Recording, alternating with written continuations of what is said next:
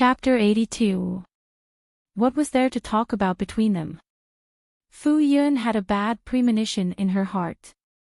Just as she was about to find an excuse to avoid the talk, Siyu seemed to know what she was thinking and said directly, regarding Wen, "I'm sure you already know that he." Fu Yun quickly interrupted, "Wait." She looked around vigilantly and guiltily. When she saw that there was no one around, she said, "Let's find a place to talk." If someone accidentally overheard them, they would not be able to hide it. There were many places in the house where they could talk. They did not go too far and went directly to the study next door. Fu Yun closed the door and made sure that no one would barge in. Only then did she feel relieved. When Siyu saw Fu Yun's reaction, he found it funny and a smile flashed across his eyes. "You already know, right?" Fu Yun's gaze was a little evasive. What? "I don't know." Siyu did not allow her to evade and said firmly, "You know." Fu Yun was enlightened and blurted out, "You deliberately let me hear it that day." Siyu admitted frankly, "Yes. He did let her hear it on purpose." Siyu did not look for her for so many days because he wanted to give her time to think about it and settle her thoughts. He knew human nature very well. If he told Fu Yun such a shocking thing in person, she would be in a mess that day and the conversation would be unpleasant. Siyu was also worried that she would misunderstand, so he simply told her in this way to give her time to calm down. Siyu originally wanted to give her more time to think it through, but she had been avoiding him for the past 2 days. Siyu felt that he could not wait any longer and decided to lay his cards on the table. Fu Yun was speechless. She opened her mouth and tried to use her luck. In the end, she could not say anything and only said gloomily, "I don't want to know at all. Sorry, this is selfish of me. I want to accompany you, and take care of you with a legitimate identity." Fu Yun was speechless. If the child's father was a complete stranger or if he did not speak so sincerely, Fu Yun could throw a tantrum. However, after so many days, she really could not be angry at all.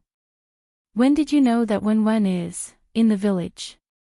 "I knew it the moment I saw you." When Siyu said this, he looked a little sad.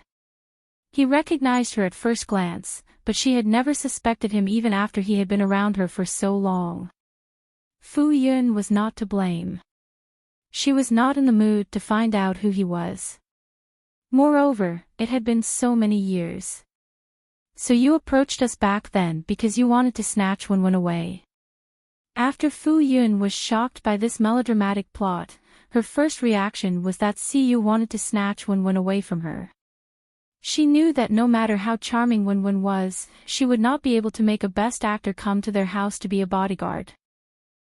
He was even willing to be a stay-at-home dad to take care of the child. So it turned out that he had deliberately approached them. "I didn't want to snatch you away," Siyu comforted her. "Don't worry, I won't snatch Wen away from you."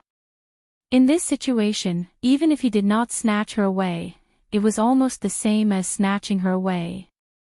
Fu Yun thought about how much Wen liked Siyu. Anyone with a discerning eye would know that if Wen knew that they were still blood-related, she would definitely be happier and would not reject the role of a father. Even she could not bring herself to treat Siyu coldly. After all, he really took care of them a lot and they usually got along very well. Even if she did not accept it, she could not stop Siyu from taking on the responsibility of taking care of the child. She also had to consider Wen's feelings. Scheming dog. He did it on purpose. Indeed, she was still too naive. Siyu saw Fu Yun's expression change and seemed to have thought of something. Siyu did not pursue the matter. Instead, he said, "Although I really want to reunite with Wen as soon as possible, you are the child's mother. I respect your decision." This meant that it was up to Fu Yun to decide when to tell Wen. However, Fu Yun did not feel happy at all. She did not know how to tell Wen about this. Although the little guy sometimes liked to play around like other children, he was like a little demon. Furthermore, she did not know where his hostility came from. In any case, he did not like the identity of a father. Fu Yun swore that she had never said anything to slander the identity of a father. However, Wen was very repulsed. Fu Yun also thought that someone in the village might have said something bad to Wen, causing him to have such an understanding.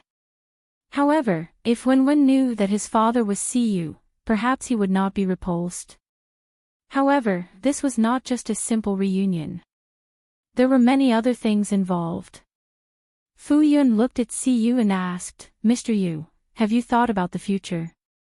If you and Wen are reunited, what will happen in the future? You will have to marry and have children, right?" At that time, won't Wen's identity be awkward?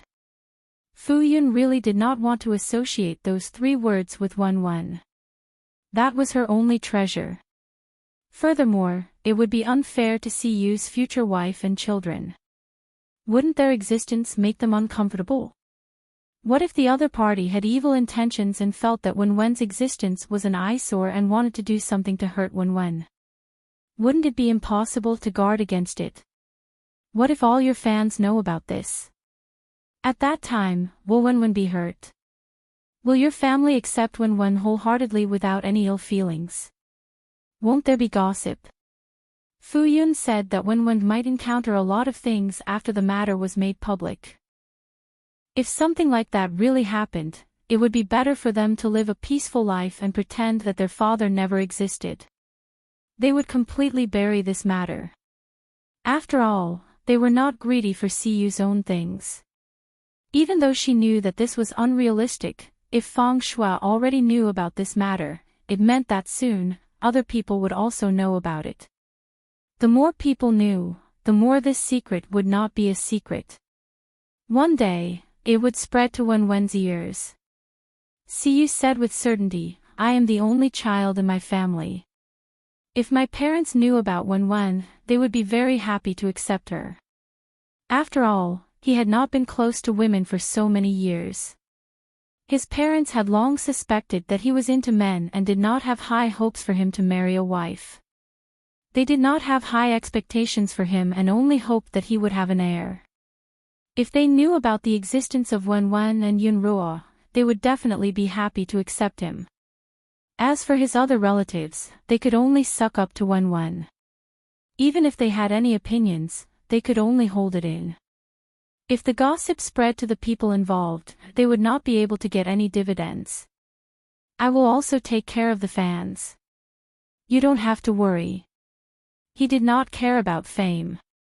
Besides, he already had the intention to leave the entertainment industry. It was only because he wanted to spend more time with Wen that he continued to stay.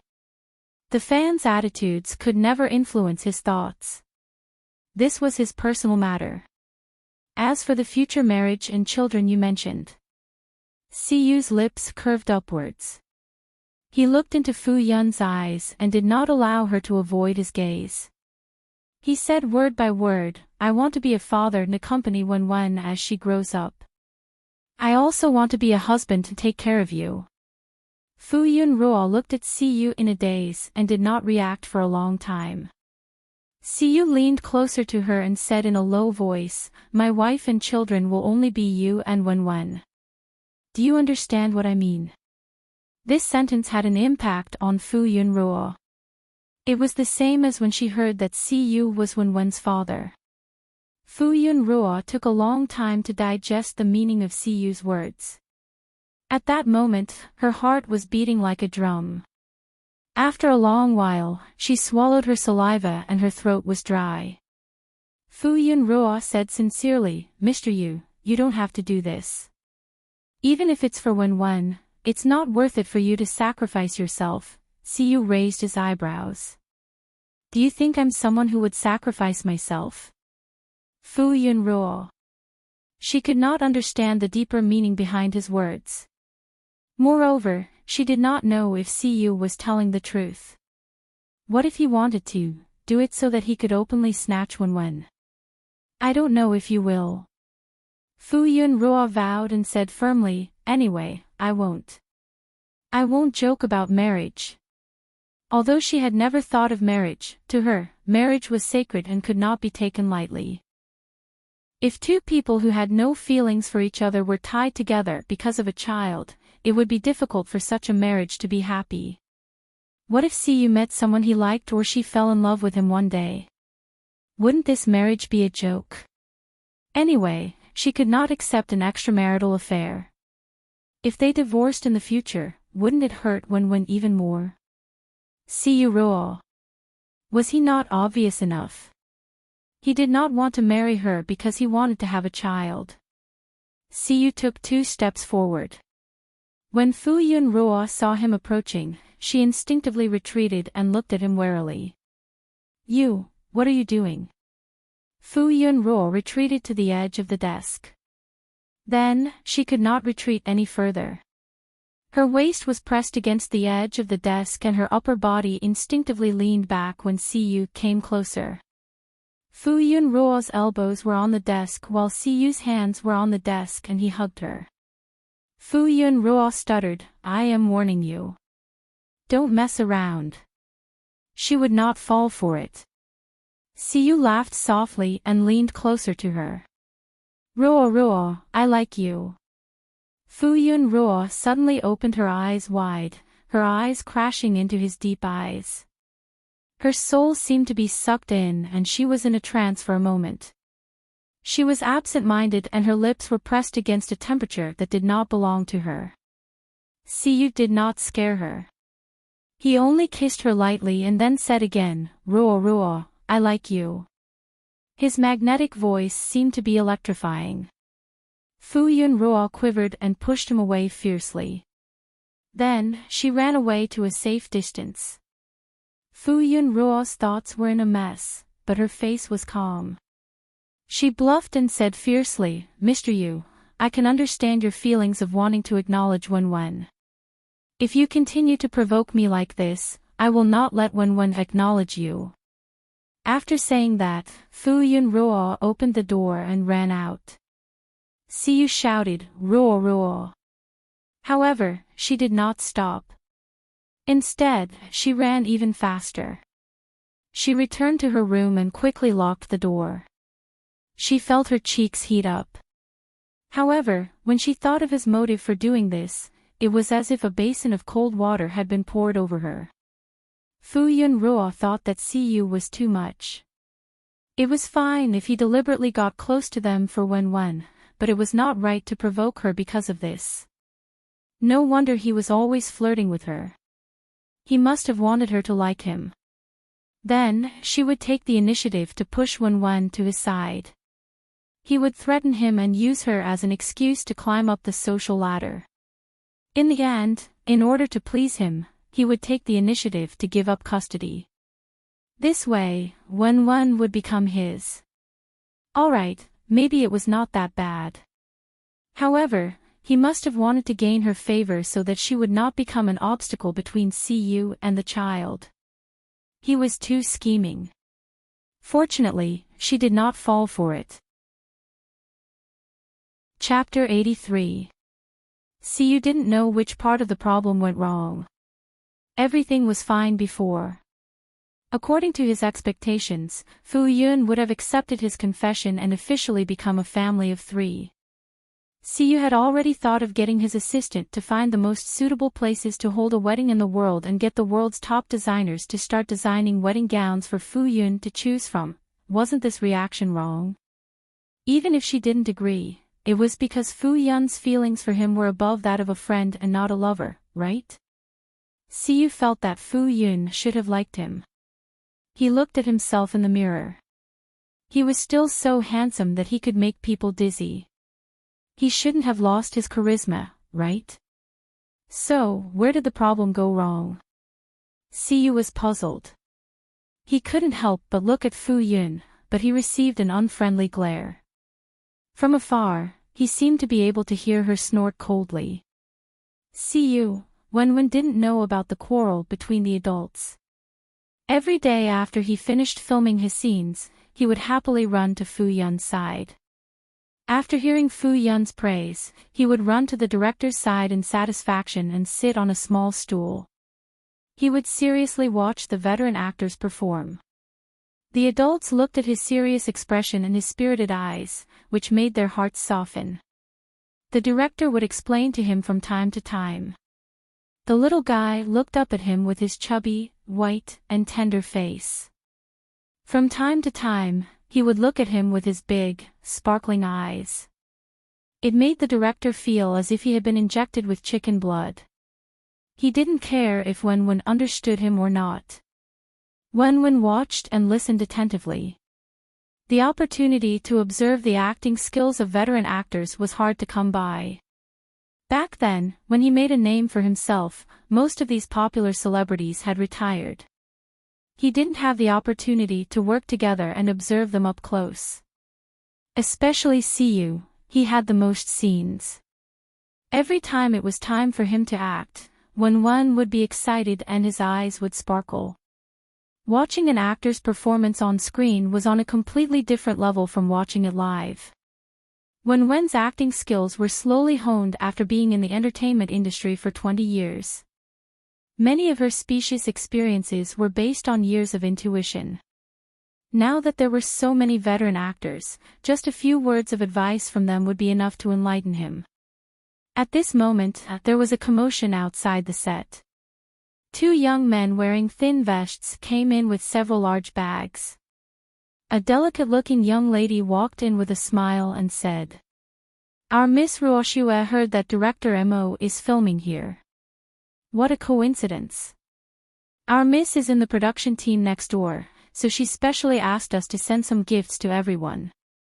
I hope you don't mind."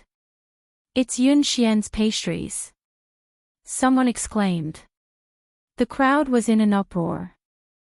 Yun Xian's pastries were famous for being expensive, but they were equally famous for their deliciousness. Most people wouldn't be willing to spend about half a year's worth of savings to buy a box of pastries.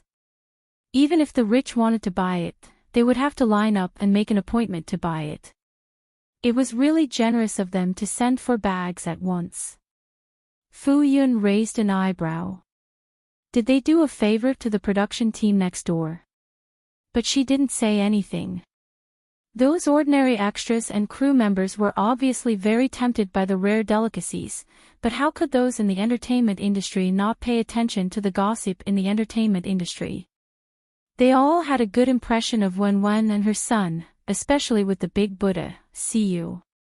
Even if they were tempted, no one went up to talk to them. Instead, they just watched from the side. Yuan Axayan happened to be in the production team. Seeing this, he said directly, "Look at your Miss Shueruo. She's really kind. She's not in the same production team, but she's so worried to send gifts. It's as if the big shots in our production team are insensible." Everyone in the industry knew that Siyu and Fang Shui had already shed all pretense of cordiality, so Yuan Axayan's words were extremely rude. When some celebrities heard this, regardless of their status, they felt extremely uncomfortable. Great manager Yuan was right. It was as if they didn't know how to do things. They were in the same production team, but no one would be so generous to treat the production team members to something good. Only Fu Yun wanted them to take care of Wen and specially bought 2 days' worth of drinks for her. This Fang Shueruo really stretched her hand too far. Fang Shui's assistant panicked for a moment, but then she calmed down and said, "How could that be? Our miss is just feeling that fate brought us together. She also regrets that she can't work with everyone. How can our small production team afford to hire someone like Best Actress Fang?" The person who said this was Fang Shui's nemesis, Xia Wanning. She was an important supporting female character in this production team. Therefore, she didn't have any scruples when she spoke. Anyway, she had already offended them. She didn't care about adding another incident. The others didn't have that much confidence. At most, they remained silent. Although there were rumors that Fang Shui had been banned, a centipede wouldn't fall down even if it was dead. She still had the Chang family behind her, so not many people would dare to openly ridicule her.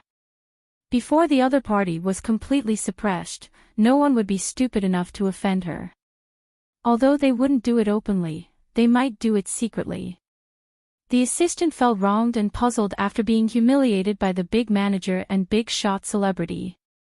She couldn't help but look at the people around her. They all avoided her gaze. She didn't understand. This wasn't the first time they had sent things to the production team next door. When had they not accepted it happily before? Why couldn't they accept it this time? At this moment, Yuan Xin received a call. Okay, send it in directly. After he hung up, he said to the crowd, what a coincidence. Our CU told me 2 days ago to make an appointment for pastries and drinks from Yunxian. See, they've already been delivered. As soon as Yuan Xin finished speaking, several young men in uniforms walked in, each carrying 2 large bags. Someone recognized them as Yunxian's staff. 5 or 6 people came in at once, and it took them 3 trips to and fro before all the things were delivered. They looked at the table full of bags and were so shocked that they couldn't close their mouths for a long time. Compared to the 4 big bags that Feng Shui had asked people to send, it was really a small number. The production team screamed with joy. Among the things sent over, there were not only pastries, but also drinks for everyone. Everyone was so lively that it was as if they were celebrating the new year. Thank you, Brother Yu. Ah, Brother Yu, you're the best. Brother Yu loves you. The assistant was instantly left out. She watched as people crowded around, and from time to time, she could hear exclamations. Her face turned green and white, and in the end, she left with her people. Now, she didn't know how to explain it to Miss Shui Ruo. The assistant returned to the production team next door with a bitter face. Feng Shui was sitting in her exclusive dressing room. How is it? Chapter 84. Feng Shui was now the female lead in a TV production that the Chang family and the company had invested in. Today's filming location was CU's film and television set. Although she still had resources, she knew that she could only be the female lead in a production that the Chang family had invested in. Other excellent resources had already been rejected. If she didn't have any more works to release, she would fade into the crowd. Feng Shui was a little flustered. She had never thought that she would have a day like this. Her agent had been going around trying to talk to her about resources, but she hadn't been able to get any. Therefore, after knowing that there was a heavyweight production team next door, Feng Shui thought of her previous methods to win people's hearts. She thought that Director Mo had once expressed his admiration for her in public. This time, she had asked her assistant to go over and remind Director Mo of her. Then, he would naturally connect with her and she would be able to hint that she was willing to be a special guest in their production team. However, when she saw her assistant's ugly expression and the bags of things, Feng Shui's expression changed. The assistant said without confidence, "They didn't take." Seeing Feng Shui's cold expression, the assistant hurriedly explained, "See, you also ordered Yunxian's pastries and drinks." The table was filled with pastries and drinks. Naturally, they didn't like what we gave them.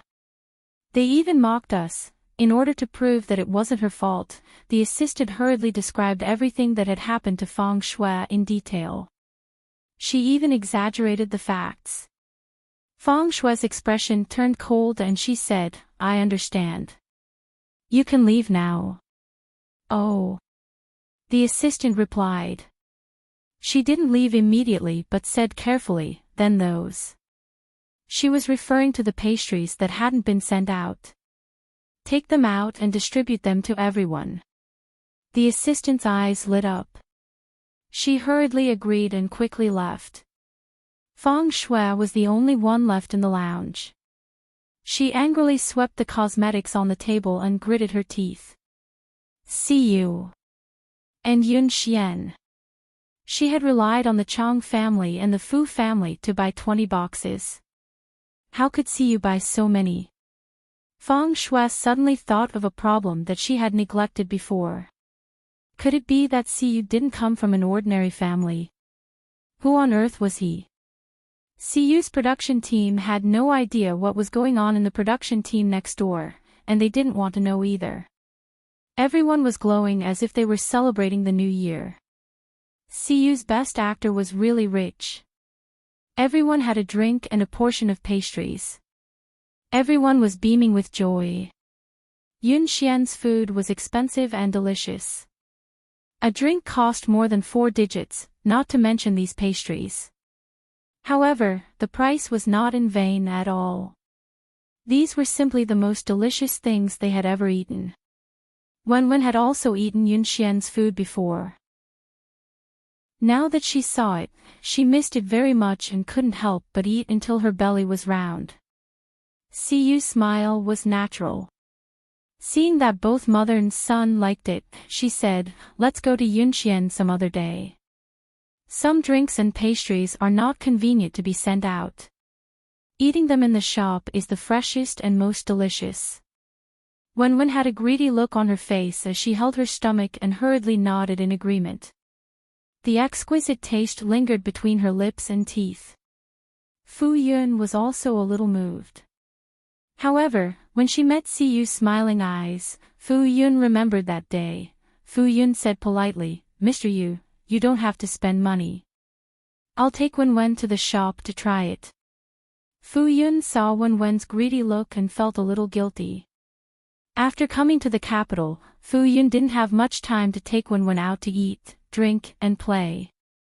Perhaps on the weekends, she could take Wen around to broaden her horizons. Siyu smiled. "It's no trouble. It's my honor." Wen looked at the two adults. He tilted his head. "Did Mom and Uncle Yu quarrel?" Wen decisively hugged Fu Yun. She raised her fair little chubby face and said cutely, "Yes, I'll go with Mom." If Mom quarreled with someone else, he would undoubtedly stand on Mom's side. "See you. Little brat, I doted on you for nothing."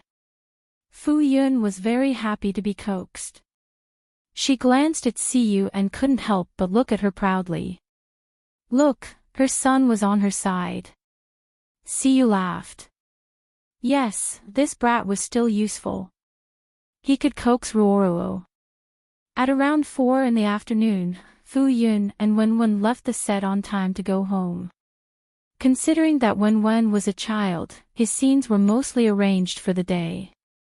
He rarely filmed at night. However, when the car drove out of the studio's underground garage, they were stopped by someone.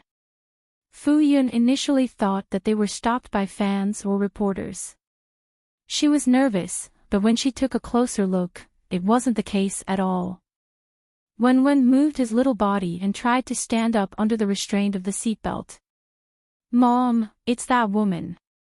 Fu Yun pressed his little body down. What woman? You have to be polite when you speak. You have to call.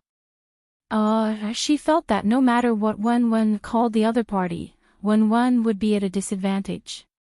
Fu Yun decided to skip this tangled topic. The person who stopped them came over and knocked on the window, wanting them to get out of the car. Fu Yun didn't care about what was happening outside. Miss Fu, you see, let them leave. Don't delay my return home. The person who sent them back today was a bodyguard in a black suit. However, he wasn't alone. When he encountered someone blocking his way, he immediately made a call. Not long after, a few strong men in black came from both sides. In less than a minute, the road in front was cleared and the car drove away smoothly. Chapter 85. Wen tried his best to stand up. He twisted his small body and leaned against the back of the seat. He looked at the scene from the rearview mirror. The bodyguard in black stopped Feng Shui. From afar, he could see Feng Shui's livid face.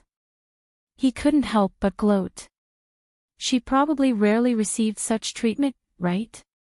She was different from what he knew. Let's see if she can still be high and mighty in the future. Wen almost couldn't hold back his laughter. His chubby little butt was suddenly slapped twice. Don't be naughty. Hurry up and sit properly.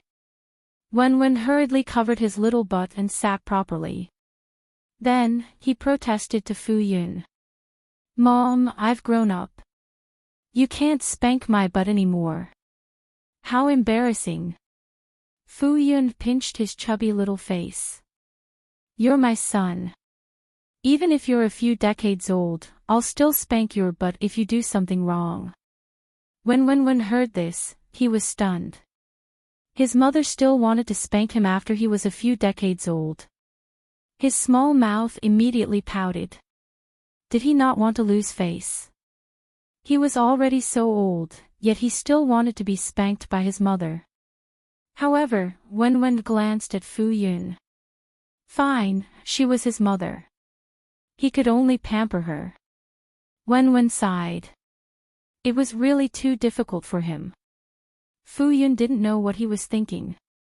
She was thinking about whether she should confess his background to Wen. She had a premonition that Feng Shueruo would not let the matter rest. When Feng Shueruo tried to make an issue out of this matter but was rebuked by her, she felt that Feng Shueruo might find the child one day and say something messy. Now that she knew that Feng Shui was in the production team next door, she was even more worried. However, she had previously sounded out that Wen didn't like the existence of the role of a father. Perhaps if she knew that it was Siyu, she would be happy to accept it. Fu Yun hesitated for a long time. In the end, she decided to confess to Wen personally. Since she couldn't hide it any longer, she might as well tell Wen in person. Wen did not know Fu Yun Ruo's inner turmoil. After the car stopped in front of the house, he could not wait to get out of the car. Then, he held Fu Yun Ruo's hand and ran back. Mom, do your homework. He remembered that he hadn't finished his homework yet. He had to go to school tomorrow, so he had to finish it quickly. Otherwise, he wouldn't get the little red flower. Fu Yun saw that Wen was full of energy, so she put aside her emotions and settled Wen's homework and dinner first. After washing up at 9 o'clock, Fu Yun wanted to carry Wen to her room to sleep. Wen was a little shy. He had gotten used to sleeping alone not long after he arrived in the capital. Moreover, his mother had to coax him to sleep every night before leaving. Now that his mother wanted to be with him, his little face turned red, but he still happily accepted it. He missed his mother too. Lying on his mother's fragrant and soft bed, Wen couldn't help but roll around. Today, Wen was wearing a set of little raccoon pajamas. From afar, he looked like a chubby little raccoon rolling around on the bed. Fu Yun Ruo walked over with a smile and lay on the bed at the side. Then, she pulled the rolling Wen into her arms. Wen immediately lay down obediently at the side. From time to time, he would turn his head to look at Fu Yun Ruo and then laugh happily. Fu Yun Ruo was also infected by his happy mood. She couldn't help but ask, "Why are you so happy?" Wen twisted his little body. His little face was rosy as he said honestly, "I'm happy." Fu Yun Ruo played with Wen for a while before saying hesitantly, "Wen, Mom has something to tell you." Wen's eyes lit up. What is it? Wen thought to himself. Was his mother going to emphasize to him again that he shouldn't have any contact with Feng Shueruo? He didn't want to, but they had all taken the initiative to look for him. He didn't know when he could completely ban Feng Shueruo. Wen felt that as long as the Chang family and the Fu family protected her, it would be very difficult to ban her. Unless there was serious negative news about her, her company and the Chang family wouldn't give up on her so easily. Wen was short and couldn't do anything now. His mother didn't know how to use those tricks, so he could only let them jump around. Sigh. Forget it. As long as he could protect his mother, he could take the rest slowly. Fu Yunruo's heartbeat unconsciously quickened. In the end, she steeled her heart and said, "Siyu is your biological father." She struggled for a long time before finally saying this. "Oh, it wasn't about that woman, Feng Shuiruo." Wenwen heaved a sigh of relief. Then, he realized what Fu Yunruo had said. He knew every word, but why couldn't he understand the combination?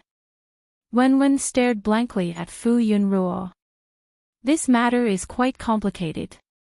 It's not that your father doesn't want you anymore. He didn't know about your existence in the past, but ever since he recognized you, he has been paying attention to you, Siyu Father."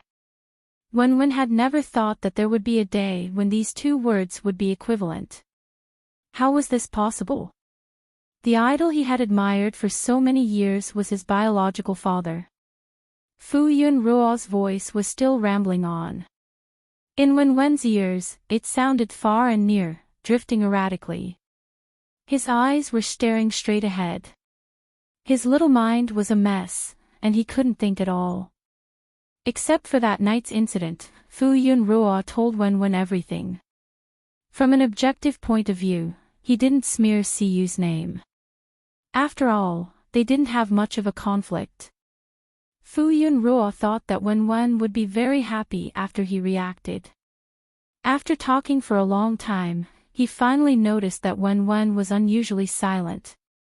"Wenwen, are you unhappy?" Could it be that he still hadn't digested this explosive news? "Mom, April Fool's Day is over." Wenwen's little expression was calm. "I'm sorry, Wenwen. Mom only found out about this not too long ago. I definitely didn't mean to hide it from you, but what Mom said is the truth." Wenwen blinked. After a long time, his brain finally worked. "Mom, does Uncle Yu want to be my stepfather? You're afraid that I won't accept it, so you told me that he's my biological father."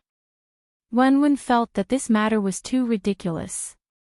How could Siyu be his biological father? This was simply the biggest joke of the century. It was impossible. Anyone could be his biological father, but Siyu couldn't be his biological father. How was this possible? The most reasonable explanation Wenwen could think of was that his mother wanted to find him a stepfather while he was still young. She was afraid that he would be estranged from the newly formed family, so she said that he was their biological father. "It's okay. I don't mind you finding me a stepfather, as long as he can take care of you for the rest of your life," Wenwen said seriously with a serious face. "As long as you like it, I can accept it. So, don't use this absurd matter to deceive him." Fu Yunruo. How could she explain clearly that he was a biological father and not a stepfather? Chapter 86. Wenwen's words were reasonable, and Fu Yun was almost led into a ditch. She thought that the adults were really telling a lie in order to successfully form a family. Fu Yun patted Wenwen's head. "Wenwen, I know you are a smart child. Mother is telling the truth. Moreover, isn't it good to have a father who dotes on you?" Fu Yun did not expect Wenwen's reaction. She thought that after Wenwen knew this fact, he would be very happy to accept it. After all, that was the person he liked and admired. What about mother? Wenwen looked up at Fu Yun. "Don't worry, he has no intention of separating us. We will still be like before. Nothing will change. It's just that you have an additional father to take care of you." Wenwen. He buried his head in Fu Yun's arms and did not speak. "Wenwen." Fu Yun called out. When she did not get a response, she did not force it. Instead, she patted her back rhythmically. Wenwen closed his eyes. His expression was complicated and difficult to distinguish. How could he believe this? Siyu was his biological father. He tried to find a loophole, but his thoughts were in a mess. In the end, he could not resist his child's instincts and unknowingly fell asleep. The next morning, Wen woke up in a daze. With Fu Yun's help, he changed his clothes and woke up not long after. Wen washed up while thinking. He seemed to have had a dream last night. He dreamed that his mother said that Uncle Yu was his biological father. He thought seriously. Could it be that he dreamed of what he thought of during the day? He wanted Uncle Yu to be his father. Fu Yun saw that Wen was still a little dazed. After he was done, she held his hand and led him downstairs. Because they all woke up early and the kindergarten was not far away, they had plenty of time to eat breakfast and took their time. Fu Yun looked at Wen's expression and couldn't help but ask, Wen, what Mom told you last night, Wen. So it wasn't a dream last night. Wen chewed on the fragrant meat bun and instantly felt that it was tasteless. However, in the spirit of not wasting food, he still finished the rest of the buns. After one night, Wen was able to think. He found a new point of doubt. Mom, do you have any evidence for what you said last night? Evidence? Fu Yun was stunned for a moment before she reacted. No. She had heard everything from Siyu, so she believed him. Now that Wen said this, if Fu Yun thought about it, wasn't she being too hasty? She believed everything Siyu said. What if he was bluffing her? Fu Yun felt that she was too naive. Wen saw that Fu Yun didn't have any evidence to prove it, so he frowned. Mom, how can you prove that it's true? Fu Yun. Without any evidence, she felt a little guilty and lacked confidence. Mr. Yu doesn't have to lie to us. Wen shook his head and didn't continue asking. He felt that his mother was also confused, so he should communicate with Siyu directly. Wen thought about it. Recently, he had heard people joking that he and Uncle Yu were very similar. Wen thought that it was because he had unconsciously brought out some charm when he was filming. In addition, children instinctively imitated the words and actions of the adults they liked. Wen also realized that he usually unconsciously imitated Siyu. Although he consciously adjusted later on, perhaps someone had noticed it. Could it be that because of this, Siyu had the idea to make him his son and then lied to his mother? Wen was more willing to believe that this was the reason. He didn't want to equate Siyu with the role of a father. In his heart, his father was equivalent to a scumbag who tricked innocent girls and then abandoned them. Fu Yun couldn't win against Wen, so she skipped this topic. She felt that it was better to let Siyu show evidence first. Otherwise, the little guy wouldn't be able to believe it. Fu Yun saw that Wen had finished eating, so she took her small bag and went to school with Wen. When they walked out of the house, they coincidentally met Siyu again. This time, it was rare that Wen didn't take the initiative to greet him warmly. Instead, he turned his head and left the other party with the back of his head. Even if he didn't want to believe it, it still affected him. Wen was now busy going to school and couldn't be bothered with him. Of course, he was the only one who knew whether or not he was running away from the truth. Siyu? How did he provoke this little ancestor again? Fu Yun saw Wen's attitude, so she couldn't ignore the other party's greeting. She could only help Wen respond, morning. Siyu walked over and glanced at Wen. Then, he asked Fu Yun, what's going on? As a mother, her attitude towards him had changed 180 degrees, and as a son, he was also starting to give him attitude. Fu Yun didn't know where to start at that moment. Wen snorted at Siyu and pulled Fu Yun away. He didn't let Fu Yun talk to Siyu. Mom, the car is here. Fu Yun followed the force and walked a few steps. The car stopped beside her. Wen hurriedly urged Fu Yun to get into the car. After the two of them got into the car quickly drove away. Siyu. Why did she treat him like a scourge? Fu Yun glanced at Wen. Didn't you say that you wanted to talk to him? Why did she suddenly not want to see him?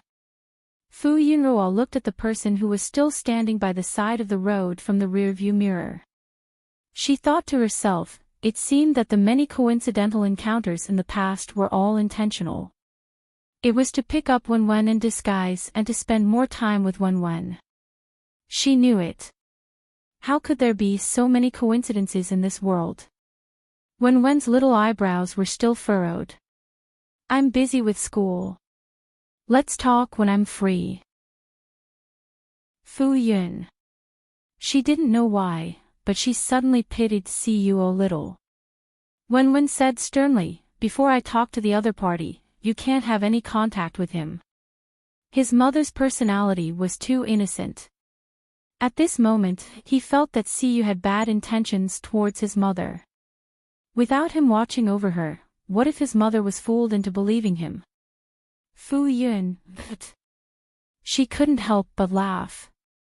Wen's little expression was really too cute. Wen was very dissatisfied. Mom, don't laugh. I'm talking to you very seriously. Wen wanted her to have a proper attitude and not take his words to heart just because he was a child. Okay, I was wrong. Fu Yun stopped smiling and tried to put on a very serious expression. Wen is right. Mom will listen to Wen. Wen saw that Fu Yun knew that she was wrong and changed her attitude. He nodded in satisfaction and then reminded her again worriedly. Even though Fu Yun's attitude was good, she was still worried until Wen entered the school. You have to remember. Fu Yun, I remember. I know what to do. Go to school in peace. Mom will come to pick you up in the afternoon. Wen followed the teacher into the school, looking back 3 times at every step. After Fu Yun sent her child to school, she went straight to the flower garden to work. She didn't expect Siyu to come over personally. Obviously, he couldn't sit still because of Wen's attitude in the morning. Everyone knew that Siyu and the Fu family had a close relationship. Hence, Siyu went straight to the flower garden without any obstruction and stood in front of Fu Yun. Fu Yun couldn't chase him out in front of Uncle Gua, so she led him to the living room of the building to receive him. Fu Yun didn't beat around the bush and said directly, last night, I told Wen. As for suspecting that he wanted to be a stepfather and wanted evidence, Fu Yun didn't say much. Instead, she said, he said that he will talk to you when he has time. Siyu heard this and said, I'm not asking him. I want to ask you. What do you think? He had already confessed, but Fu Yun's attitude towards him was still distant. He didn't believe that he had lost his charm. But he couldn't guess her thoughts, so he could only ask her directly. Fu Yun. He wanted to lie to her again. She didn't answer but asked, how do you know that Wen is your son? What if he isn't? Do you have evidence? Siyu raised his eyebrows. Isn't this a matter of course? He said with certainty. Besides me, you haven't had anyone else, right? Fu Yun. Although it was the truth, when he said it, she felt very embarrassed and her face turned red. Siyu looked at her face. It was white with a tinge of red. It was so tempting that he couldn't help but want to take a bite to see if it was as delicious as he imagined, but he resisted. I've only had you all this time. Fu Yun looked at him with distrust. She didn't believe him. No matter how clean he was, it had been 4 to 5 years and he didn't have anyone by his side. She didn't want to discuss this topic with Siyu, so she forcefully changed the topic. Don't look for me in the near future, right? Wen repeatedly emphasized that before you come to a conclusion, I shouldn't have any contact with you. So... Fu Yun looked at Siyu and shrugged. You understand, right? She wanted to listen to her son. Siyu. This stupid kid. Chapter 87. I have to get busy. Regardless of what Siyu was thinking, Fu Yun tactfully asked him to leave. Although Wen was not around, she had already promised Wen that she would not get close to Siyu, so she had to keep her promise. Otherwise, if the little guy got angry, it would be hard to coax him. I'll come and find you later. Siyu did not continue to pester them. He left the garden and got into a black limousine parked by the roadside. Siyu sat in the car and leaned against the back of the seat. He massaged his temples, feeling a headache coming on. Yuan Axean, who was sitting in the front seat, asked, "How did the discussion go?" "Both of them are my ancestors." Siyu's tone was filled with sweet annoyance. After the little guy found out about the matter, he had treated him with disdain in the morning. This was also beyond Siyu's expectations. This was not what he had expected. Wasn't Wen happy to accept it? Even if he was uncomfortable, it would only last for a day or two. He would coax him and it would be over. Who knew that he would reject him so much? He could even feel the little guy's hostility towards him. Were this mother and son pair born to be his nemesis? Didn't you ask for it? Yuan Axean gloated. He was so happy that he could eat 3 more bowls of rice when he saw Siyu, who had always been good at strategizing, stumble again and again. Finally, there was someone who could deal with this wretched man. Yuan Axean was in a good mood. He happily whistled as he drove to the set. Siyu frowned. Yuan Axean was too arrogant. "Hence," he said, "you don't have this month's bonus." The whistling stopped abruptly. Yuan Axean cursed silently. Wretched man. Siyu did not care about Yuan Axean's thoughts. He was thinking about what exactly had gone wrong. For a child, it would be easier to reject and accept a complete stranger as his biological father, right? He had spent so much effort communicating with Wen to deepen their relationship. He could clearly see Wen's dependence and admiration towards him. If he revealed their relationship now, Wen should be able to accept it more easily. Why was his attitude completely the opposite? Could he say that they were indeed mother and son? Their reactions were exactly the same. One was hostile, and the other was distant. This was not going according to his script at all. Could it be that he had done something wrong before? The car drove along the road in an orderly manner. After a moment of silence, Yuan Axean suddenly said, "Siyu, let me say something as a bystander." Yuan Axean and Siyu had been partners for more than 10 years. In the end, he couldn't bear to see him enter a dead end alone. Even though he was amused to see him deal with Fu Yunhua and her son's matter with confidence but not achieving the desired effect, they had been friends for so many years. He also hoped that the 3 of them could put aside their misunderstandings and become a true family. You can advance step by step in the business world. You can control a project from the start to the future as you wish, but you can't do that when it comes to relationships. The world of business is different from the world of relationships. You feel that you have paved the way, and they will naturally accept it happily. However, people's thoughts are the most uncontrollable. From another perspective, they might think that you are scheming and can even manipulate relationships. In the past, you treated them well with ulterior motives. Think about it. If a person tried his best to get close to you, and you accepted his existence, and he even became one of the most important people in your life, but in the end, you realized that he approached you with ulterior motives. Wouldn't you feel betrayed? Would you feel that your trust and feelings in the past were a joke? It's not easy to build trust between 2 people, but it can collapse in an instant. I'm speaking from a neutral standpoint. You did not handle this matter properly. It's easy for people to misunderstand. Siyu could not deny that he approached her with ulterior motives. Even if he had put in his true feelings. He pondered for a moment and said, "You have a bonus for this month." Yuan Axean was instantly delighted. double? It seemed that his efforts were not in vain. See, you laughed. You wish. You on Axin. Ha, he should not have said so much nonsense. He should have let him take more detours. Wen sat on a small chair with her elbows on the desk. She rested her chubby chin on her hand and looked melancholic. Behind her, a group of children were chasing each other and playing with each other happily.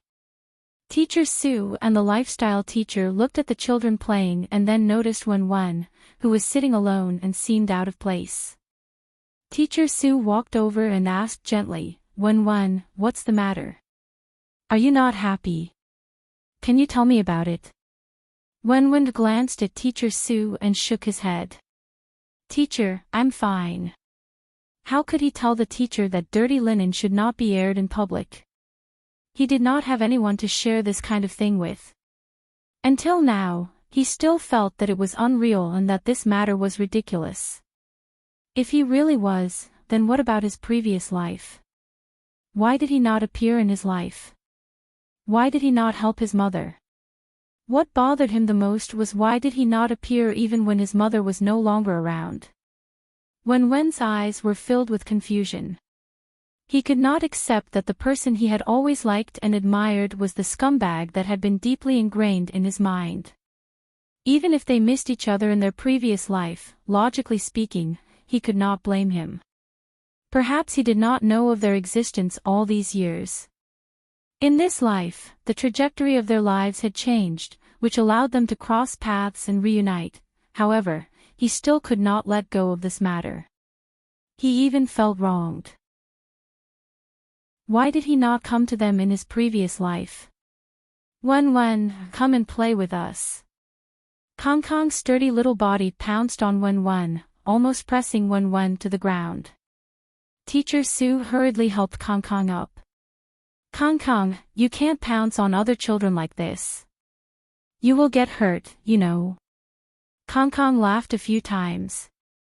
His eyes turned, and then he stuffed the plastic golden cudgel in his hand into Wen's hand. Wen, let's fight monsters together. Lele squeezed over, holding a pink fairy magic wand in her hand. She pouted and said, Wen wants to be a fairy with me. Bayer noticed Wen sighed and hurriedly ran over, hugging Wen. I also want to be with Wen. The children quarreled over Wen again. Wen. It was not easy to coax this group of little sticky melons to play with him. How long did he have peace? Wasn't it 3 minutes? He just wanted to be a quiet and handsome man. Why was it so difficult? Teacher Sue looked at them with a smile. They would not stop this small quarrel. They only needed to pay attention to the propriety between the children. Sure enough, the children soon shook hands and pulled Wen to play together. Teacher Sue saw that although Wen would still play with the children, he would still be distracted from time to time, looking like he had something on his mind. Teacher Sue felt worried and hurriedly told Fu Yun about Wen's abnormal situation, so that she could pay attention to the child's situation. Wen was not in high spirits. After playing for a while, he left his friends behind and sat at the side to watch them play. Kong and the others played around Wen, then pulled Wen to play with blocks. Wen played 1 or 2 blocks, then watched them play. Wen sat quietly for a while and could not help but ask his friends, Kong, do you think it's good to have a father? Kong raised his head and said matter-of-factly, of course it's good. My father is very good to me. Every day, he comes to pick me up and send me to school. At night, he tells me stories to coax me before I sleep. He even buys me a lot of toys. He was often beaten, but he was used to it. Being beaten on the butt did not hurt at all. Wen recalled Kong's father. He was tall and strong. If Kong did not say so, he would not be able to tell that their family's male family was the main family and female family. Lele said enviously, your father is so good. My father is not good. He often goes on business trips. I can't see my father for a long time. I also want a father who can tell me stories. Dodo pouted with tears in her eyes. My father doesn't tell me stories, and he doesn't buy me toys. Kong Kong's father was so good. Kong Kong, I'll give you my father. Can you give me your father? Lele blinked, his big black eyes watery. I want it too. Baiduer sniffed and blinked at Kong Kong with Bambi's eyes. I can't give my father to you. Kong Kong thought about it and said generously, I can lend him to you, but remember to return it to me. Lele and Dodo cheered, and the three children hugged each other. Wen Wen was speechless. She felt that if Kong Kong really asked his father, there would be a lot of bamboo shoots fried with meat. Wen Wen, is your father not good to you? I'll lend my father to you too. Kong Kong did not forget his favorite good friend. Wen Wen was very touched, and then he refused. No need. He did not want a father at all, and he did not have a father. Kong Kong felt that Wen Wen was shy. He patted his small chest and said, yes, Lele, Dodo, and the rest have agreed. After thinking about it, Kong Kong was rarely shy. He tugged at the corner of his shirt and said shyly, you can lend your mother to me too. Wen Wen's mother was so gentle and beautiful. He did not mind if his father exchanged with Wen Wen's mother. Wen Wen. I refuse. He did not want to share his mother with others at all. Kong Kong opened his mouth and stared blankly at Wen Wen, as if he was frightened by his sudden loud voice. After a while, tears welled up in his eyes. Wah wah wah. You're fierce to me. You don't love me anymore. Wen Wen, as soon as they heard crying, the other children did not say anything and immediately howled. Wen Wen, the classroom was suddenly in chaos. In the end, it was Wen Wen who coaxed Kong Kong. Kong Kong grabbed Wen Wen's clothes and did not let go. He was even sobbing. Lele was also on the other side of Wen Wen, her small hands grabbing Wen Wen's clothes. His back was occupied by Baidu and another delicate little boy's voice, and they stuck together tightly.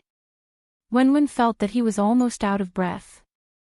He looked up at the ceiling, his expression saying that he had nothing to live for. Why did he have to start this topic? He should not have asked. Wouldn't it be better if he just stayed quiet and did not talk? It was really too difficult for him. Chapter 88. After Fu Yun sent Siyu away, she was not in the mood to work. She almost knocked over a pot of orchid because she was absent-minded. Then, she was rudely chased out of the flowers shed by Uncle Gua, who was afraid that she would do something to his precious baby. Fu Yun could only go outside to see if there was anything she needed help with. It was still early, and the flowers in the flower bed were in full bloom. They even attracted butterflies, adding a touch of light to the flower bed. Fu Yun walked around outside and saw that there was a photography studio here taking wedding photos for customers.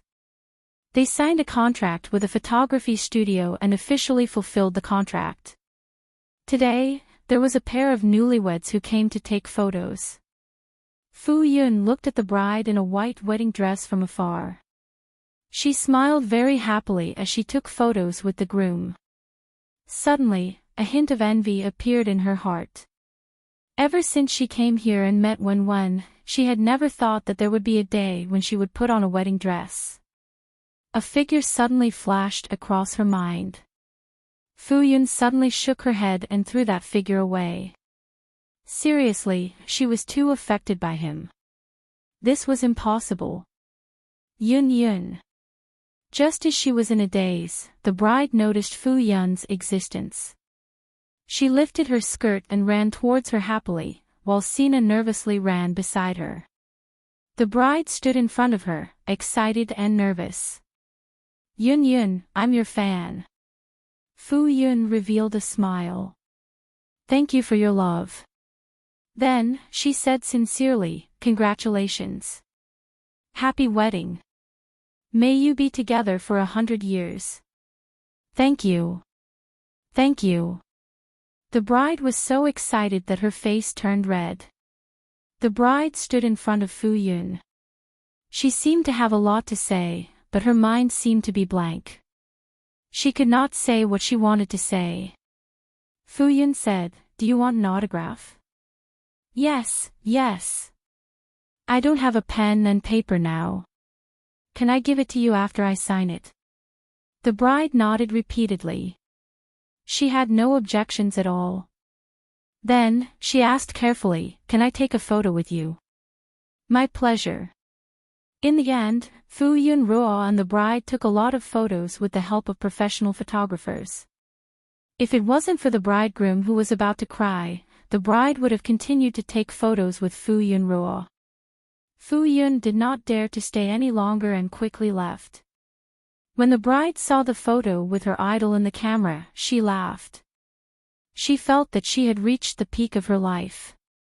She was actually wearing a wedding dress to take a photo with her idol. This photo is so good. I want to hang it in my bedroom. The groom complained, "What about me?" The bride looked at him with disdain. In the end, under the bridegroom's tearful complaints, she reluctantly changed the location and hung it in the study. If Fu Yun returned to the inner circle this time, she was worried that she would meet fans again. Although her fans were very rational, the nearby fans would come here to try their luck when they were free to see if they could meet Fu Yun. She didn't come out often, only 3 or 4 times in total. The fans were anxiously waiting. Even if they guessed that she might be in a flower shed that was not allowed to enter, they did not make a fuss.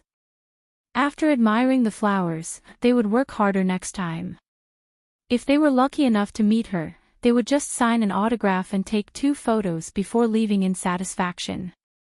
This time, because the other party was the bride, Fu Yun Ruo couldn't refuse. She didn't want to affect her good mood, so she took a longer photo shoot, mainly changing a few scenes. Just a moment ago, she was still regretting that she might not be able to take photos in a wedding dress, but now, she was accompanying the person in a wedding dress to take photos.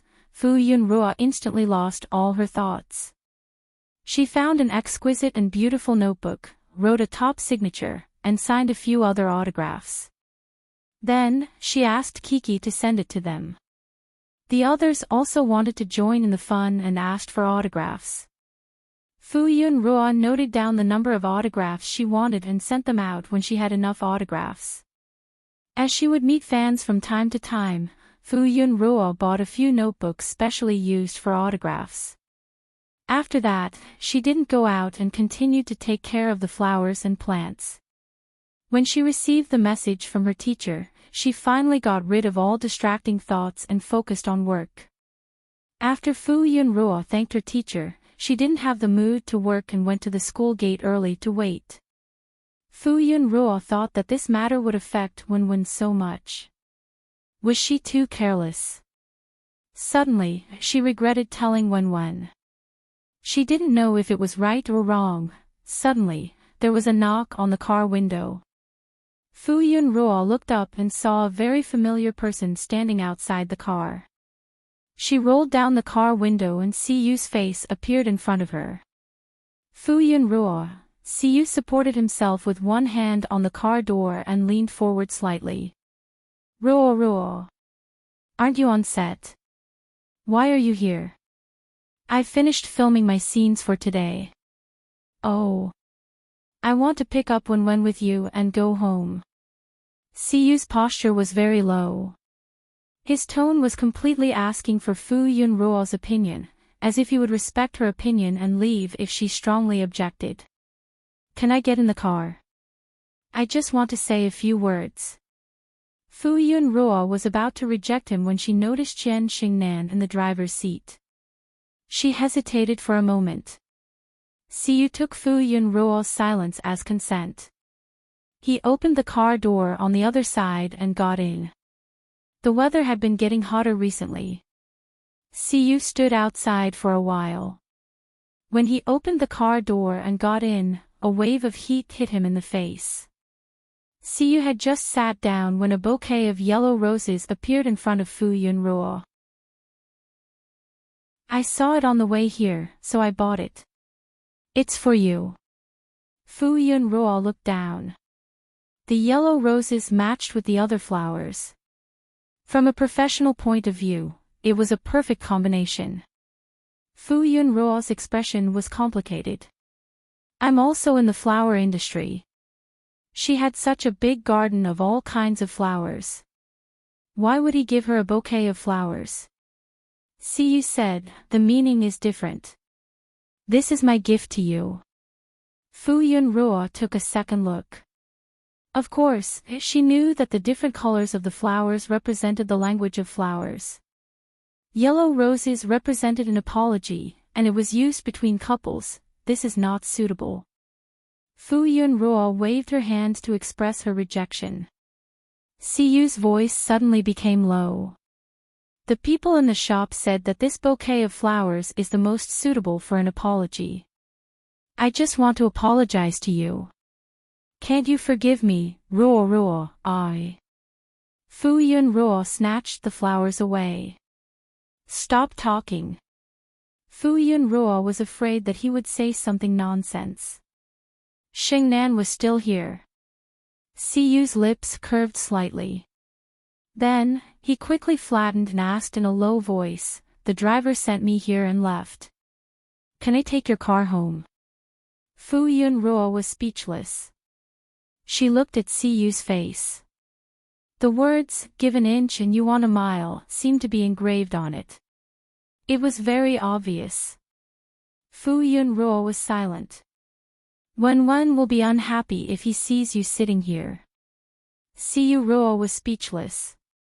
Didn't Wenwen say that he wants to talk to me? He'll have time after school, right?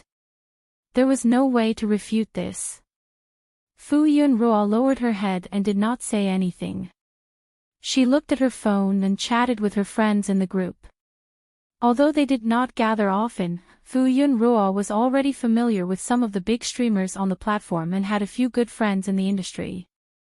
Whenever they had time, they would appear in the group and talk about everything and gossip.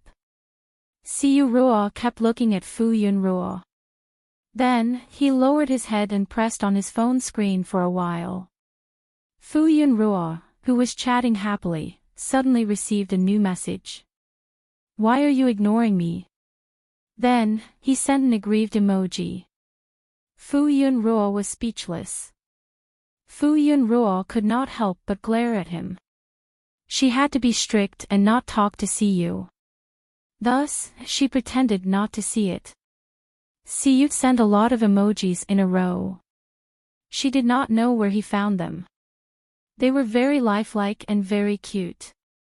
Fu Yunruo almost could not help but laugh out loud when she saw them. Fu Yunruo could not help but send an emoji over as well. Then, Siyu sent even more emojis. After replying to one, there were two more. She had never lost in sending emojis. Thus, they started to fight with emojis. Until Qian Xingnan's voice sounded. Yunruo, school is over. Fu Yunruo looked up and out of the car window. Indeed, there were already teachers leading the children out of the school gate. Fu Yunruo quickly got out of the car and did not forget to emphasize, you're not allowed to come out. There were so many people outside. They would recognize Siyu the moment they saw him. He did not want to attract too much attention. Sigh, emojis were really poisonous. She did not want to pay attention to him at first, but she was too engrossed in the emojis and did not notice. Fu Yunruo quickly took Wenwen back from the teacher. The little girl pulled Fu Yunruo and could not wait to leave. Her eyes were still looking around vigilantly, afraid that Kong Kong or someone else would suddenly appear to snatch her mother away from her.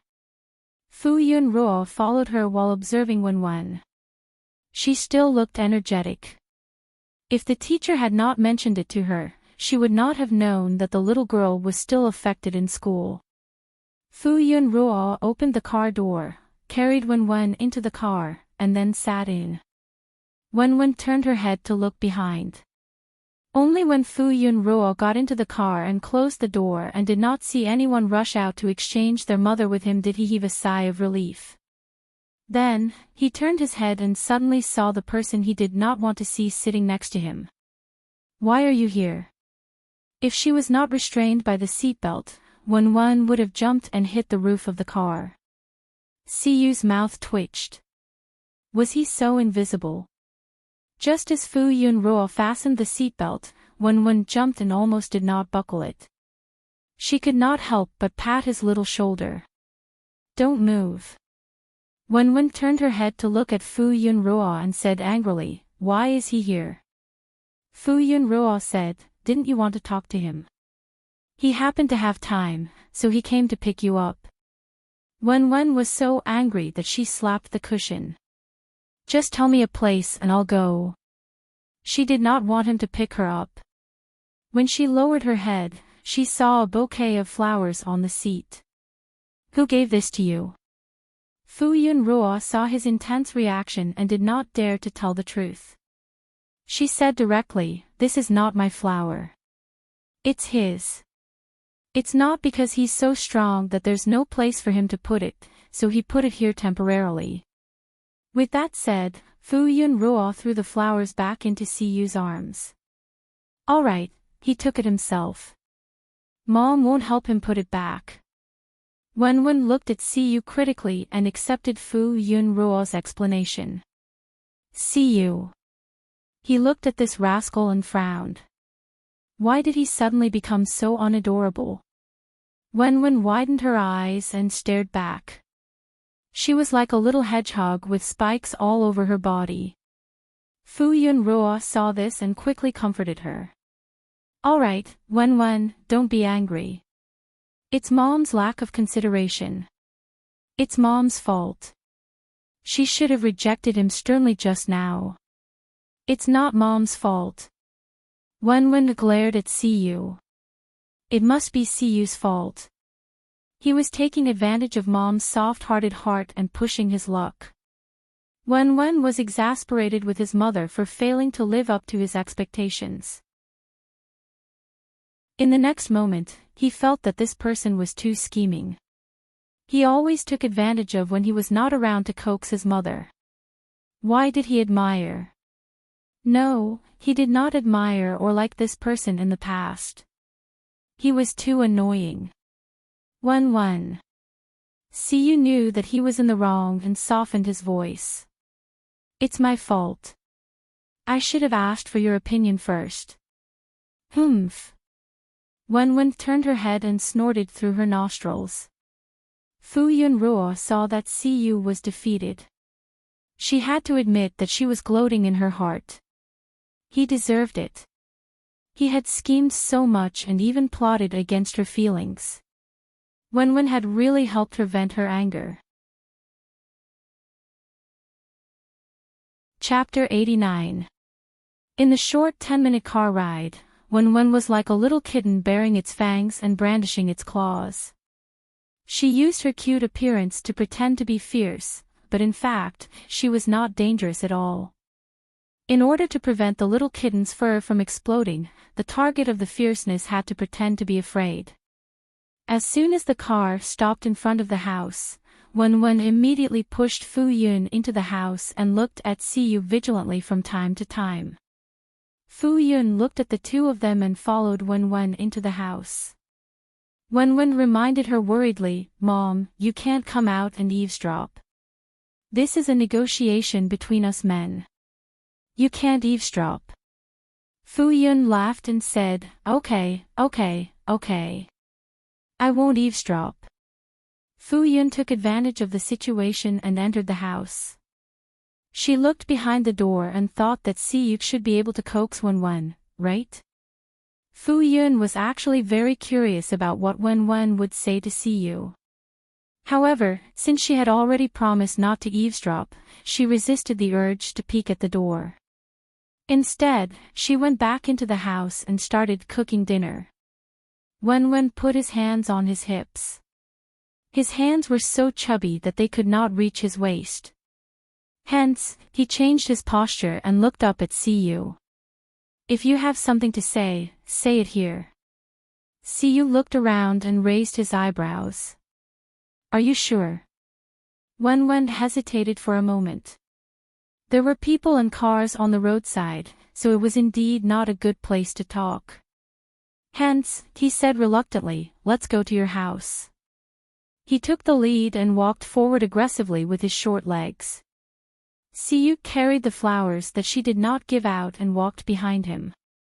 Wen walked to the front door and looked up at the door that was not much different from his house. Siyu walked past him to open the door and walked in. Wen was very angry. In the past, she was very happy that they were fated to be neighbors. Now that she thought about it, he must have done it on purpose. He must have thought that the pavilion closest to the water would benefit first. He must have heard that they were moving here and secretly bought the house next door to create a coincidence. Wen walked in aggressively as if she was going to the battlefield. Due to the hot weather in the courtyard, Siyu got Wen's approval and moved the negotiation location inside the house. Wen was originally sitting on the sofa, but his small body did not look imposing, so he took off his shoes and stood on the sofa. At least the height difference was not that obvious. Siyu sat across Wen. There were a few plates of her favorite desserts on the table. Siyu had even made her a cup of nutritious fruit juice. Are you hungry? They're all your favorites. Quick, try them. Siyu's house was always stocked with sugar-free but delicious snacks. She was just waiting for Wen to come over. Wen was disdainful. Was he someone who could be bought off so easily? Siyu didn't say much. The little girl was like a firecracker, ready to explode at the slightest provocation. He said gently, Wen, what do you want to talk to me about? What evidence do you have to prove that I'm your son? Wen's eyebrows were tightly knitted. He picked out the details. My mother didn't know you in the past. He had reasons and evidence. Perhaps Siyu was taking the opportunity to trick his mother. He must have taken a liking to his mother, so he was using this opportunity to make use of him. There's a reason behind this. You'll know when you grow up.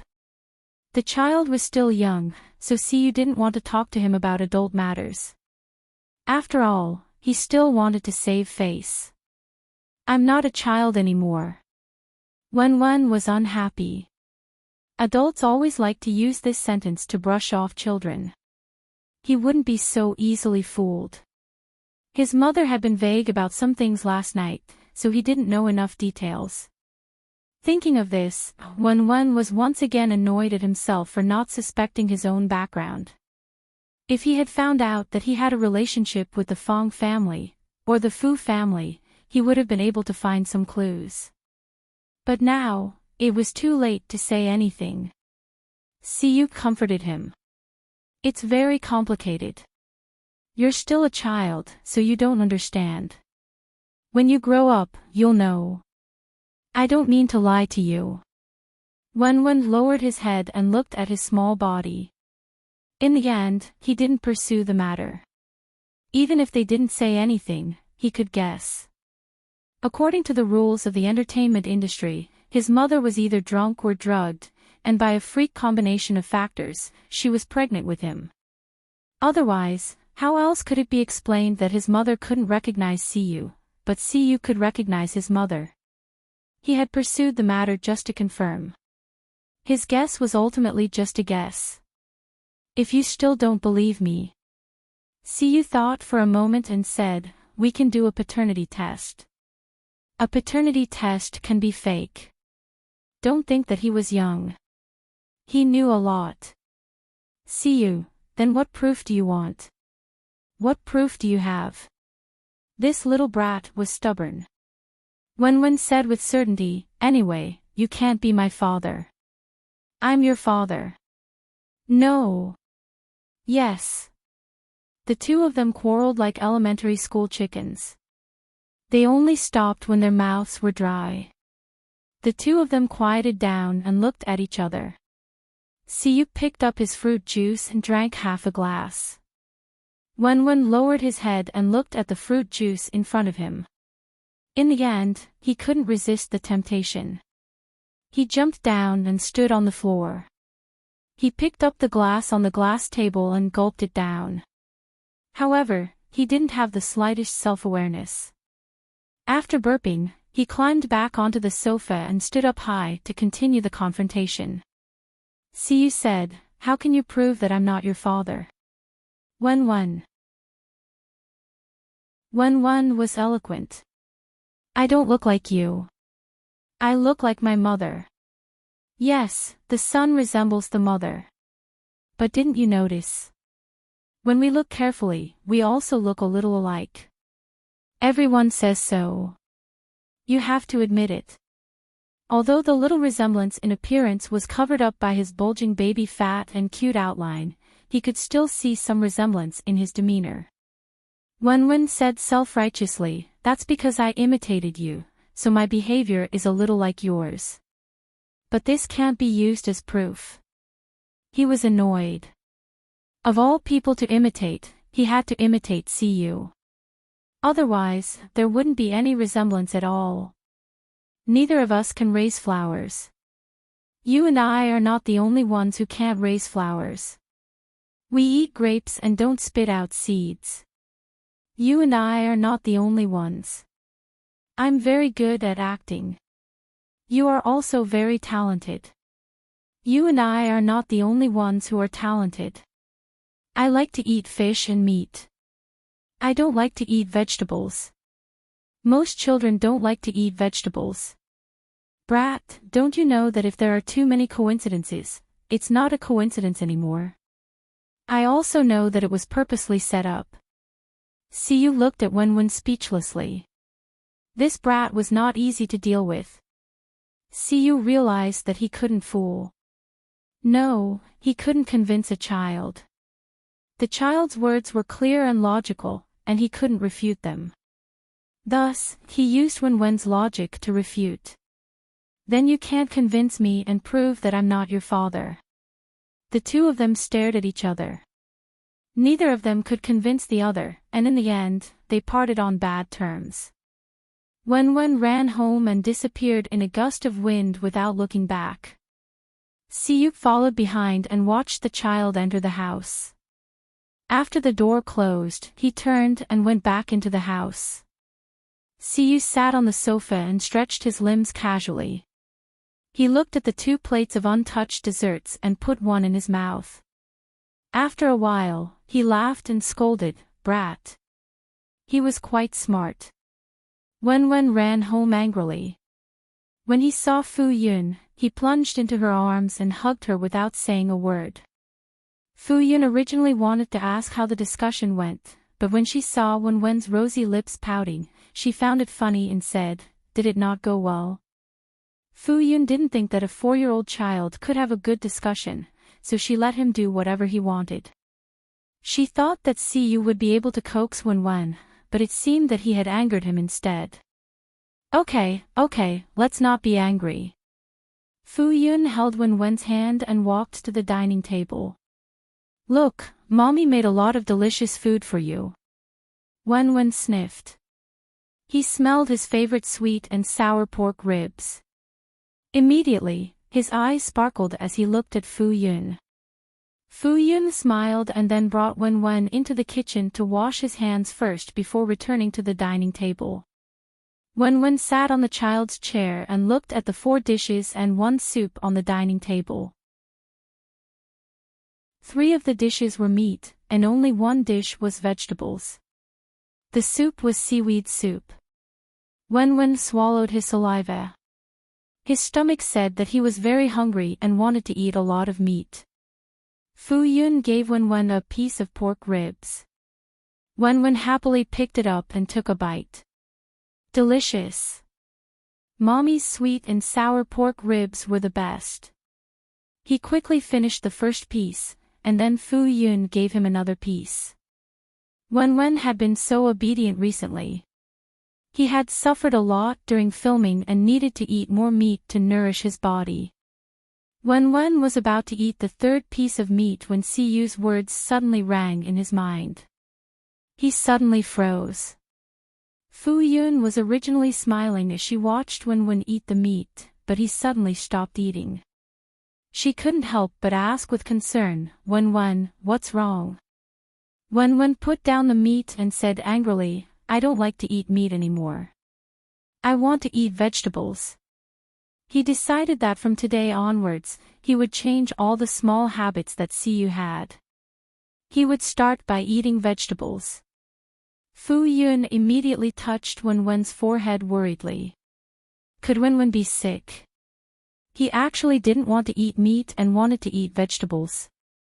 Although he would only eat a few mouthfuls of vegetables a year ago when he had to be coaxed to eat vegetables, it was only in the past year that he took the initiative to eat even if he didn't like to eat. But after eating enough, he basically wouldn't eat more. Seeing him suddenly say this, Fu Yun was of course worried. She couldn't accurately feel his temperature with her hands, so she leaned over and touched his forehead. Yes, his temperature wasn't particularly high. It should be normal. Mommy, I'm fine. Then why don't you eat meat anymore?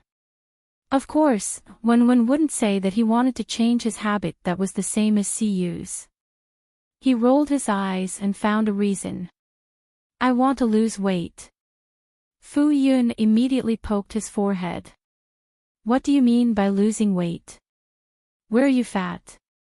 I think you want to be a stick. Wen lowered his head and looked at himself. He had a bulging watermelon belly and his small arms and legs were very round. He pursed his lips. I'm fat everywhere. Nonsense, this isn't fat. Children are all like this. When you grow up, you will become skinny. Dodo isn't like this. He's too skinny. You can't learn from him. Think about it. Aren't you the most popular in class? Wen thought about it.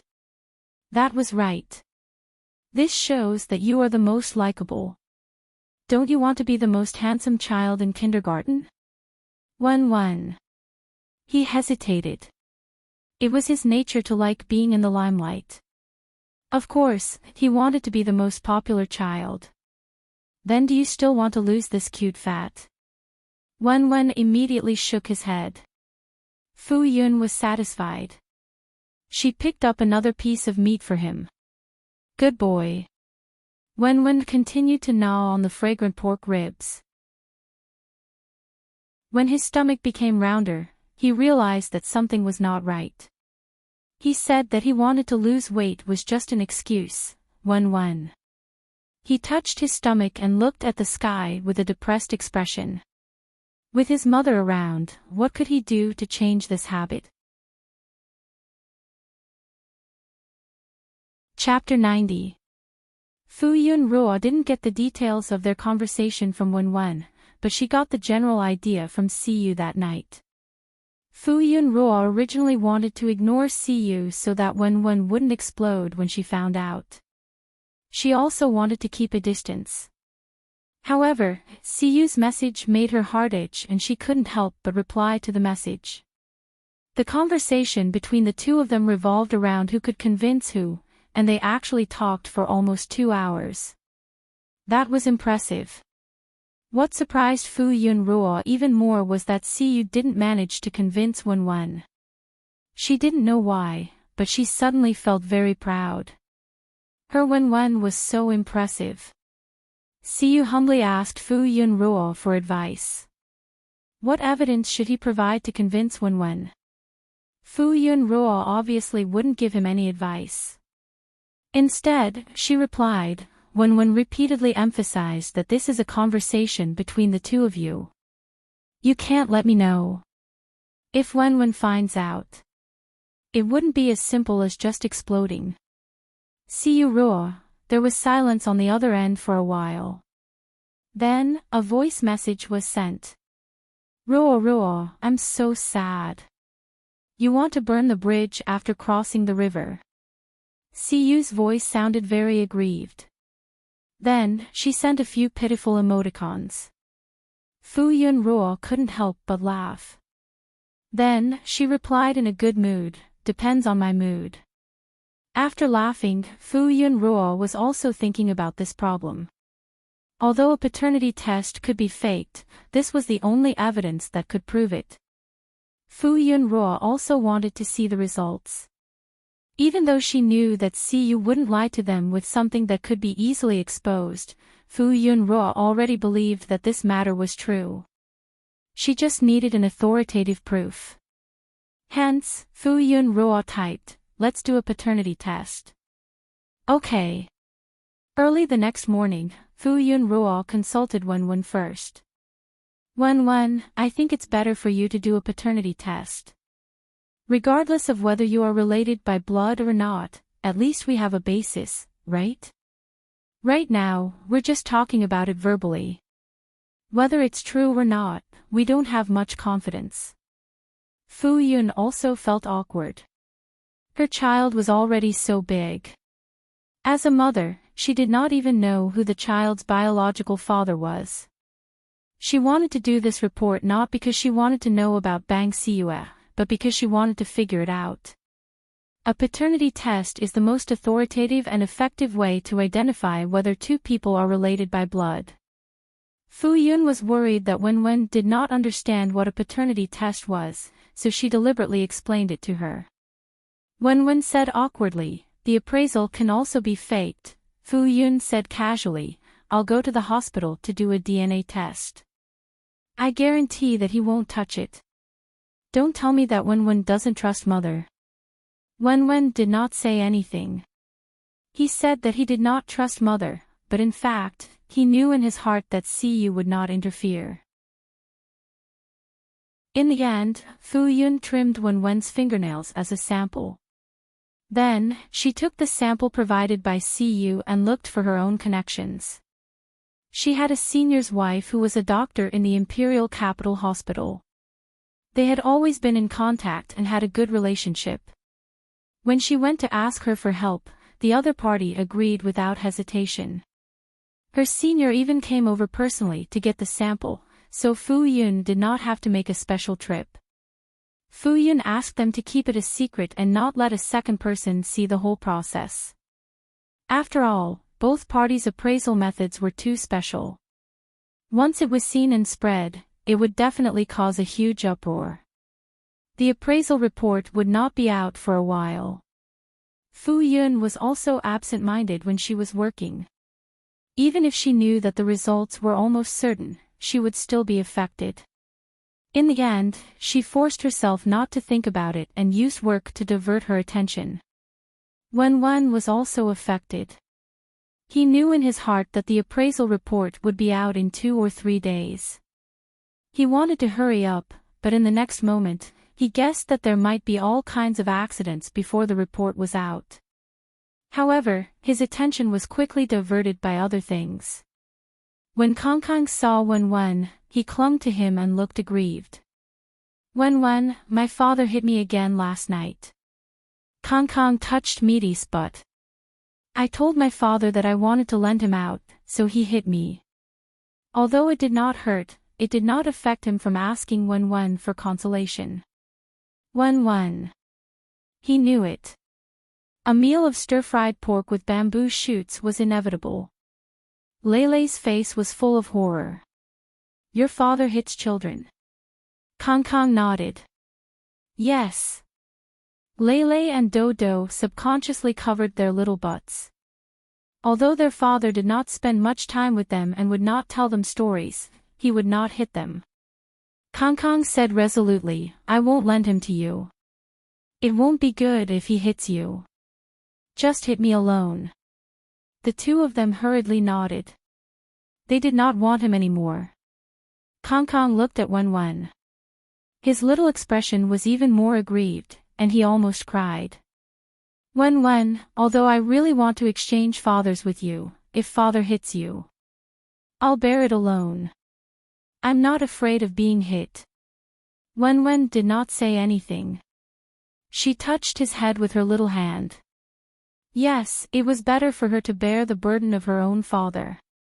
Wen hoped that time would pass slowly, but it seemed that it had sped up during the day. School ended in an instant. He did not want his mother to see what was on his mind, so he pretended not to care. Fu Yun had already seen through it, but she pretended not to see it. She would make him busy so that she did not have time to think and order him to help with this and that. At 8:30 p.m., Aunt May made a video call. Ever since Fu Yun and the others came to the capital, they still maintained a video call with Aunt May once a week. However, if Fu Yun called a lot, Aunt May and Uncle May were afraid of disturbing them, so they rarely took the initiative to call. Unless it was at a fixed time, if Fu Yun did not call in time, they would take the initiative to call. This time, Aunt May took the initiative to call. Fu Yun was surprised and quickly answered the call. Aunt May. Ruo, are you busy? No. When Wen heard Grandma May's voice, she quickly grabbed Fu Yun's hand and stood on her tiptoes to take a look. Fu Yun fixed his phone on the low table in the living room and sat in front of the camera with Wen in his arms. Wen saw Grandma May's face and also appeared on camera. Only then did she calm down. Grandma May, Wen's voice sounded like it was mixed with sugar. Aunt May smiled like a flower. Hey, Wen, have you been good recently? Have you listened to Mom? I've been good. Grandma May, I miss you and Grandpa May so much. He also missed his underlings. Oh my God. We miss you too. The grandmother and granddaughter talked to each other for a long time before reluctantly stopping the topic. Fu Yun noticed Aunt May's expression. She did not look sad. Instead, she looked happy. It must be something good for her to take the initiative to contact him this time. Sure enough, after a while, Aunt May spoke. Ruo, I have good news for you. Aunt May beamed. She was in high spirits when there was good news. She looked a few years younger. Fu Yun asked curiously, what's the good news? Our village and the surrounding villages have been included in the plan to build beautiful villages. We will be building villas together. Fu Yun said happily, this is great news. And you don't have to worry about the quality. Everyone in our village will be watching. If the materials used are not good, we will not comply. After all, they were using their village's homestead. Whether it was new or old, they would all be demolished for the entire village's planning. There were a lot of wrangling involved in this, but it was temporarily settled. The entire village had signed the letter of intent. What we mean is, Ruo, do you want one too? Everyone in our village treats you as a villager. If we allocate it to you for free, some people might feel uncomfortable. However, if you give the village some money, no one will have any objections. Friendship was one thing. When it came to benefits, Uncle May and Aunt May had to take the interests of the villagers into consideration. They could not be biased. Otherwise, the village would have objections. If it was just them, they would be happy to allocate a villa to Fu Yun. However, not everyone in the village treated Fu Yun so well that they did not care about their own interests. Sure. Aunt May, I'm willing. You have to help me say that I want it. The homestead in the village was not for sale. Fu Yun had lived there for so many years, but she could not buy a house that belonged to her. She did not expect that there would be an opportunity this time. Fu Yun naturally did not hesitate. Aunt May, I can't make things difficult for you. I'm already very happy to be able to become a part of the village. I'll give you as much as you want. Fu Yun said happily, can I give you 200,000 yuan first? Help me settle it first. I'll make up for the lack of money later. Her savings had just been cleared before the end of the year. Although she had made a lot of profits this year, she had to pay off the loan, Wenwen's tuition fees, and other miscellaneous expenses. She did not have much cash saved, so she could only take out this little. Fu Yun did not want to miss this opportunity, so she could only ask Uncle May and Aunt May to help settle it first. When Aunt May heard this, she immediately said, "Why do you need so much? Just give the village 50,000 yuan. Fu Yun was stunned. She could buy a villa with 50,000 yuan. The houses in the countryside are not worth much. 50,000 yuan is already a lot. If it were not for the sake of blocking the mouths of those gossiping people, she could have given less.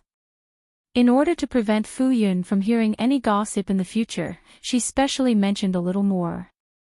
Those who had a homestead in the village would be given a house for free. Only Fu Yun would pay a huge sum of money, but no one would say anything when the time came. Fu Yun said worriedly, "Aunt May, you can't specially reduce the price for me. It should be as much as it should be." Uncle May was the village chief. If his prestige decreased because of her, she would feel very guilty. "I really didn't reduce it. You know the price is here. 50,000 yuan is already very expensive." Fu Yun thought about it. Indeed, the prices there were very cheap. It was not easy for ordinary people to save 4,000 to 5,000 yuan a year. The main reason was that there were no channels to earn money. She had lived in the capital for a long time and was affected by the high prices here. She did not expect that the situation there was different from the big cities. 200,000 yuan was not even enough for the down payment of a house in the big cities, let alone a villa. With this thought in mind, Fu Yun did not say anything. "Aunt May, then I'll transfer you 100,000 yuan first. I'll have to trouble you and Uncle May to help me. It would be best if we could be neighbors. Don't worry, we also hope to live closer. Aunt May, how are the two of you? You have to remember to do a full body checkup every year." Fu Yun reminded them worriedly. The elderly in the countryside basically did not have the concept of a full body checkup.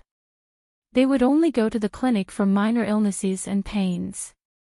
In the eyes of the older generation, if their bodies could not take it, they would not go to the hospital, let alone go to the hospital for a full body checkup if they were not sick or in pain. However, regardless of whether they were young or old, it was good to go for a full body checkup every year. If they accidentally contracted any illness, they could be found and treated as soon as possible. "Got it. Your Uncle May and I will remember to go." Aunt May had been instilled with so much by Fu Yun, how could she not take it seriously? "You have to take good care of yourselves in the capital." Aunt May nagged. Fu Yun and Wenwen nodded repeatedly and responded from time to time. Then, they chatted about each other's recent situation. It was almost 9:30 p.m. before she reluctantly hung up the phone. Fu Yun said happily, "We are going to have our own house in Shanghe village." When they were in Shanghe village, they had always lived in Aunt May's old house. Although they were already very familiar with it and treated it as their other home, it was still rented and not their own. Now that they had something that completely belonged to their family, the meaning was different. Every time Fu Yun and Aunt May communicated, Aunt May would mention the changes in their hometown to her. Before she left, she heard that an inspection team had gone to their place to investigate. It was said that because the air quality there was excellent and contained some factors that were very good for the human body, they wanted to develop a 5S level leisure and retirement resort. Later on, good news came one after another. For example, they wanted to build an airport, investors and the government cooperated to promote the project, and many places were being planned, no matter how long it would take to realize it. As long as the project was not abandoned halfway, she could afford to wait for 20 to 30 years. Wenwen was also very happy. He could go back often in the future. That place was going to be their home. The results of the appraisal report came earlier than Fu Yun had expected. The next afternoon, her senior brother personally sent the appraisal report over. Your senior sister-in-law personally handled the entire process. She didn't let a second person handle it, and the result is here. Her senior brother might have guessed something, but this was his junior sister's private matter. He wouldn't say much. If she needed his support, he would definitely not hesitate. Thank you, senior brother and sister-in-law. I've troubled you. You're welcome. Her senior brother smiled. We're very happy that you came to us for help. After exchanging a few pleasantries, her senior brother considerately gave Fu Yun some space and went to see her teacher. Fu Yun looked at the sealed document bag and felt a sense of homesickness.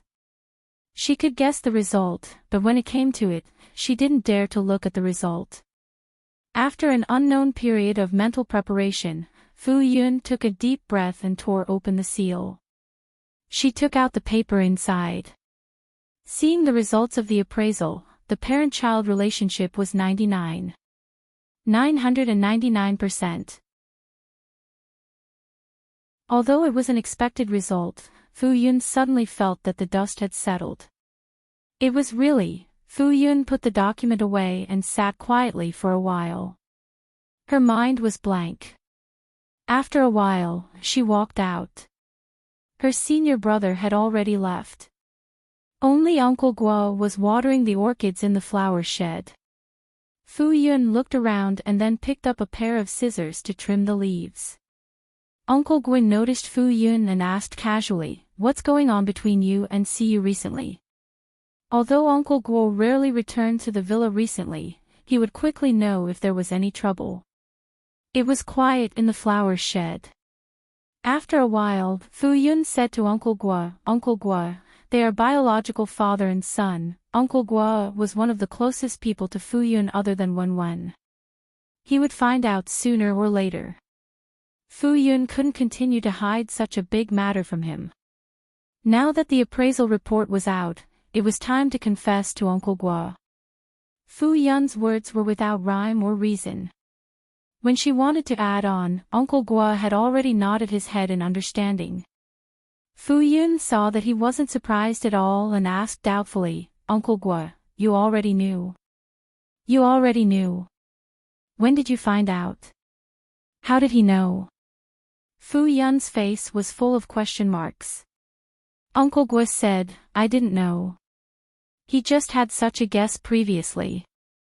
If a man inexplicably got close to an orphan and a widow and treated the mother and son well wholeheartedly, and this person obviously didn't have any improper thoughts about the adult at that time, eliminating this possibility, it meant that he had ulterior motives towards the child. And those who had ulterior motives towards an unfamiliar child, other than human traffickers, were related to the child by blood.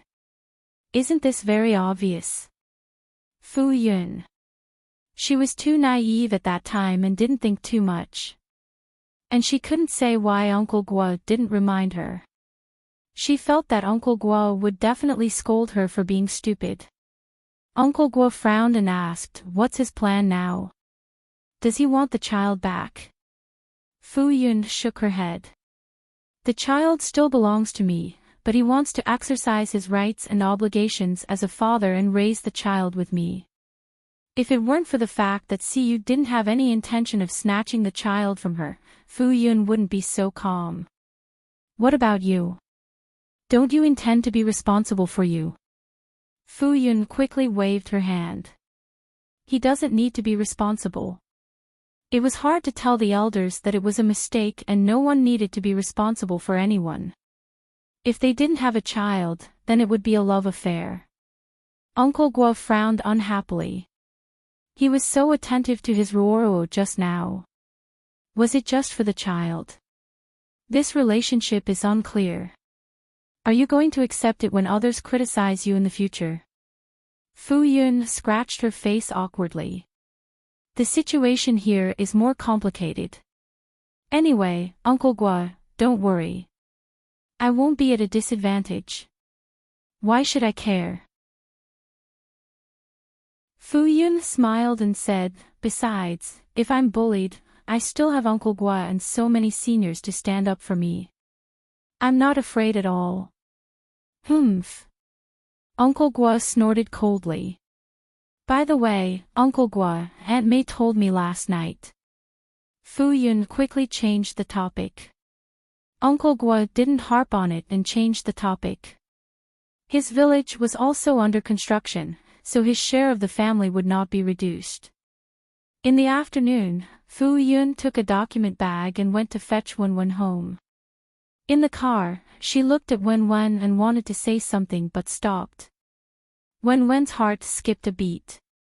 She immediately guessed that the test results were out. Sure enough, when they reached home, Fu Yun took out the document bag and handed it to Wen. The results are out. The whole process was handled by someone trusted by your mother. No third person was involved. Wen's gaze drifted for a while before finally landing on the report in front of her. The person who supported Siyu was Fu Yun's biological father. Wen turned and ran upstairs. I will never admit it.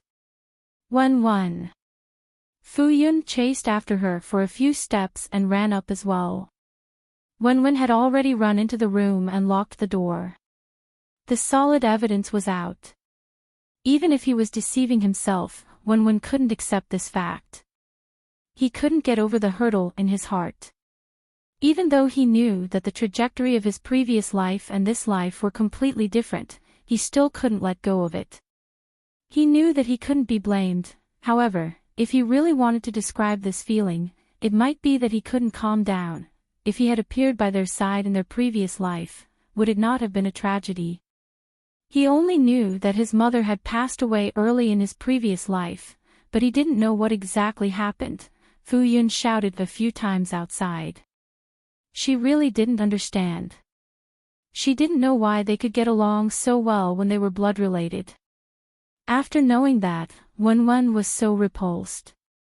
She recalled that she really didn't instill in her child that his father was a bad person and that he was the one who abandoned him and his mother. She also beat around the bush. Auntie May said that she had been watching over the village and no one said anything nonsense in front of Wen. If Fu Yun couldn't get Wen to come out, she stood outside the door worriedly. Not long after, her phone vibrated. Fu Yun looked down and saw that it was a message from Siyu. The production team is going to film a night scene. I won't be going back tonight. Fu Yun. What did it have to do with her whether he came back or not? He was just living next door. Even if he didn't come back for a week, she might not know. Moreover, they didn't have anything to do with each other. Why did he have to report his schedule to her? Could it be that he sent the wrong message? Hence, Fu Yun reminded him, did you send the wrong message?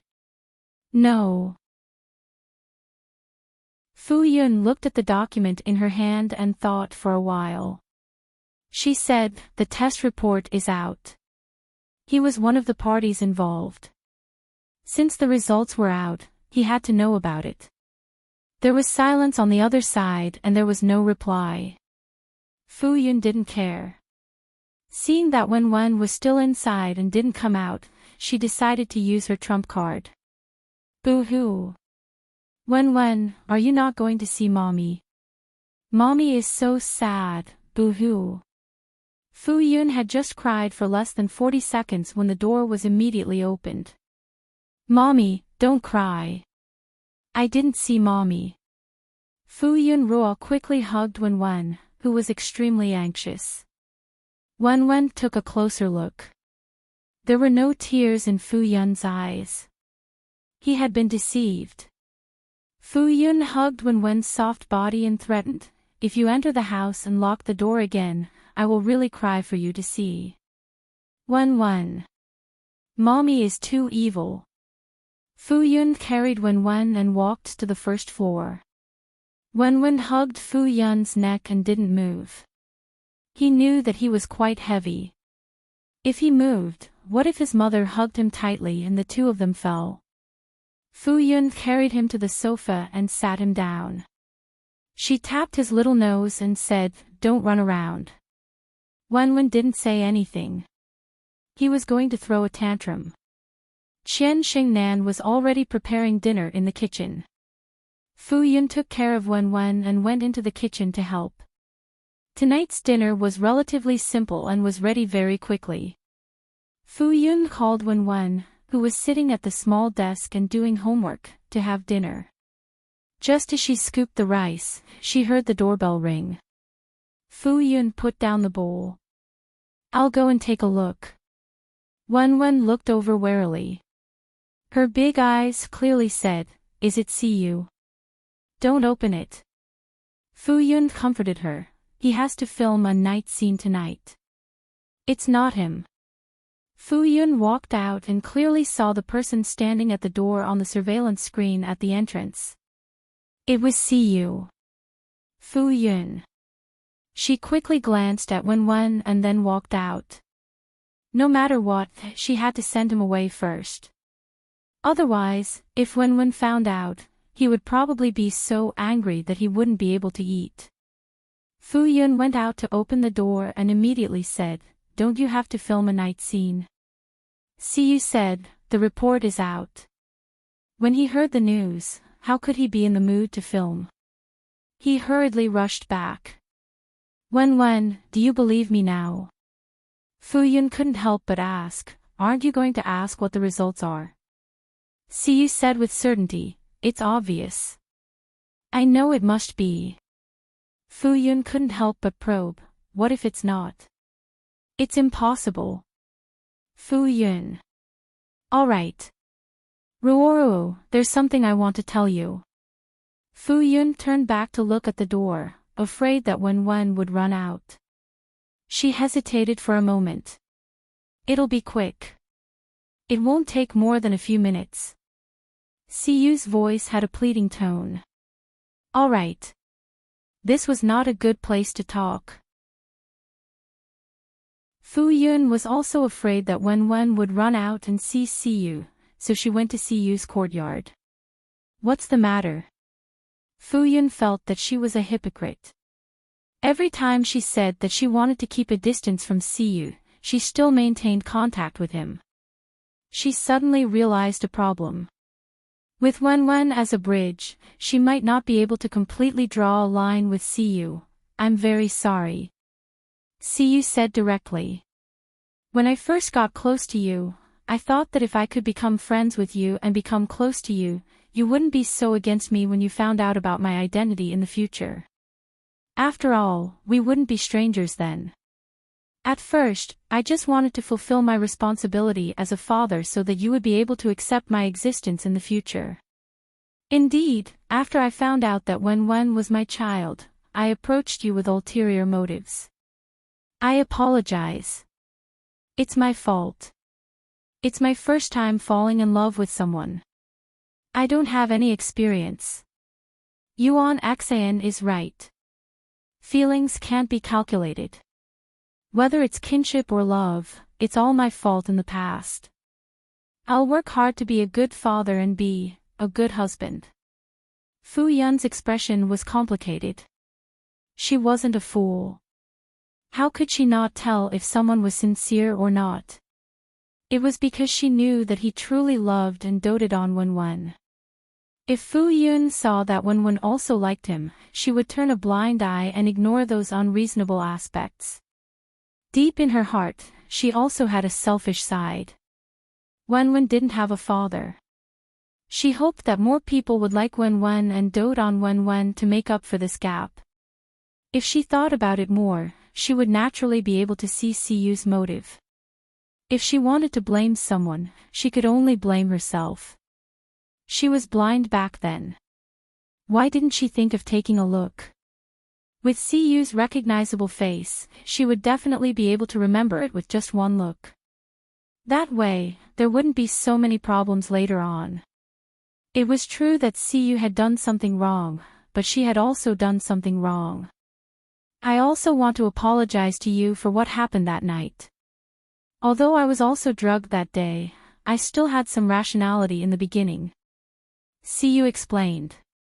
Of course, it could also be because his body didn't reject Fu Yun, so he let his desires go.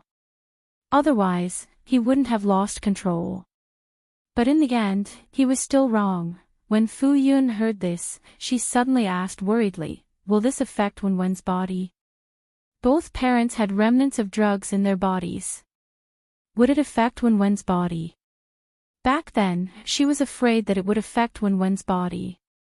Every time she did a pregnancy checkup and a full body checkup after birth, she was scared that the doctor would say something wrong with the child.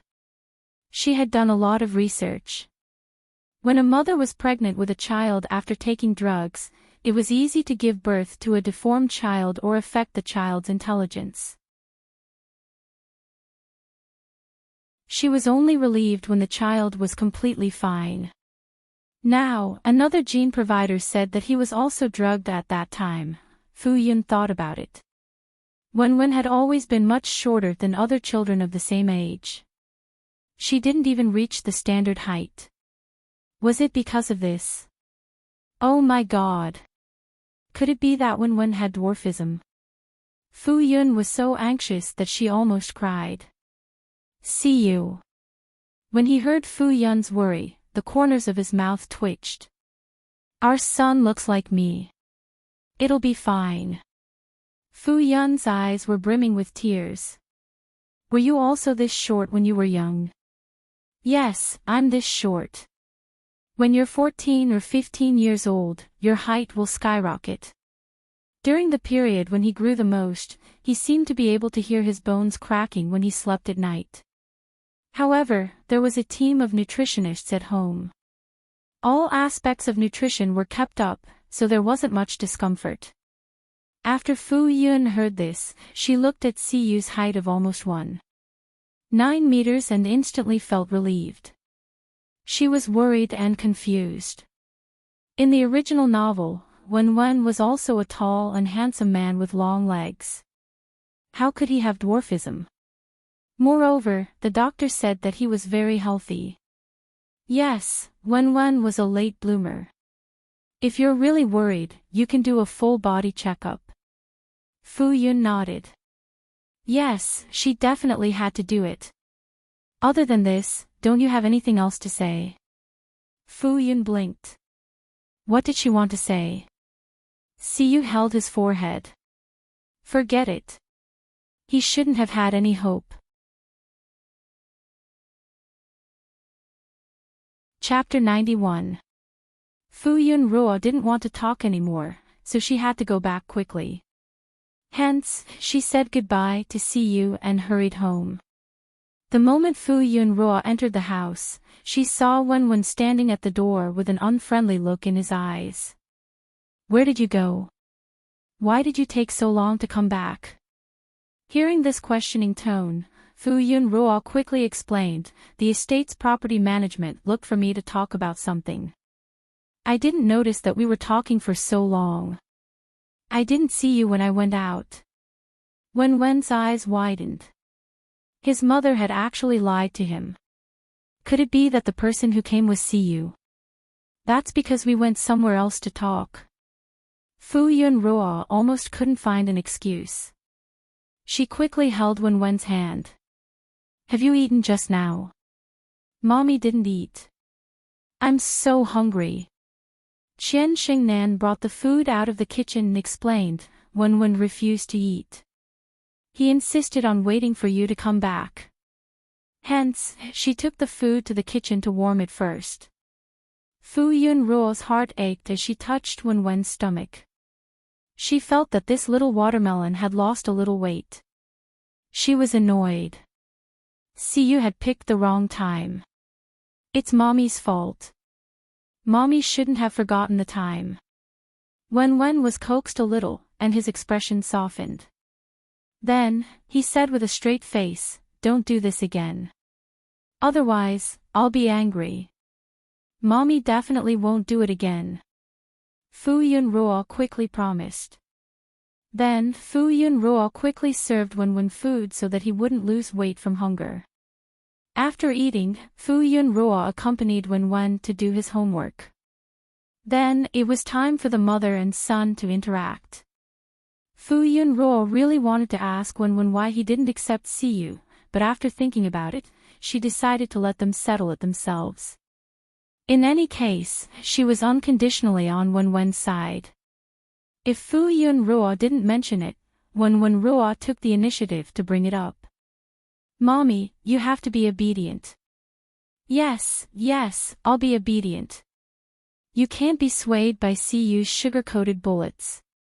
He has ulterior motives. Wenwen obviously didn't believe that it was the property management that came to look for her during dinner. Although this matter was over, it still had to be emphasized. "Yes. Don't worry, I won't." After Fu Yun responded, she patted Wenwen's head. "You have to be polite. You can't call your elders by their names." "What kind of elder is he?" Wenwen snorted. Fu Yunruo dragged her voice. "Wenwen, it's Uncle Yu." Wenwen said reluctantly. Fu Yun patted his head. Wenwen puffed up her chubby cheeks. "Don't change the topic." Wenwen made a few more requests, and Fu Yunruo agreed to them all. Seeing that Fu Yunruo's attitude was good, he ended the topic in satisfaction. Early the next morning, Wenwen and Fu Yunruo went out to school. Siyu was already fully armed and prepared to send Wenwen to school. Wenwen didn't even want to say anything. She quickly pulled Fu Yunruo into the car. Siyu also drove his own car and followed behind. After arriving at the school gate, he also watched Wenwen enter the school before leaving. It was like this for a few days. Wenwen had an opinion. Why was this person everywhere? What's wrong with that guy? Wenwen's little eyebrows were tightly knitted together. Fu Yunruo looked at the car behind her, which was still quite a distance away. She said hesitantly, "He wants to send you to and from school." Although Siyu had been following them, the distance was not close. She felt that it was okay. If she didn't pay special attention, she could pretend that she didn't exist. However, Wenwen was very sensitive. From a distance, she could recognize Siyu's car with a blurry vision. Wenwen said proudly, "Do I need him to send me?" It was unnecessary and a waste of time. Humph. Don't think that he would be touched. Fu Yunruo didn't say anything. She had already decided that between the two of them, she wouldn't say anything that needed to be said. Wenwen turned to look at Fu Yunruo. "Mom, why aren't you saying anything?" "Mom, listen to Wenwen." Wenwen frowned. Fu Yunruo couldn't help but touch his eyebrows. "You're frowning at such a young age. It's easy for you to age quickly. You'll become a little old man in the future." Wenwen's little hand also touched it. Just as he relaxed, he subconsciously frowned again and said helplessly, "I'm too worried." These two people didn't let him be at ease. Fu Yunruo held back her laughter when she saw his serious expression.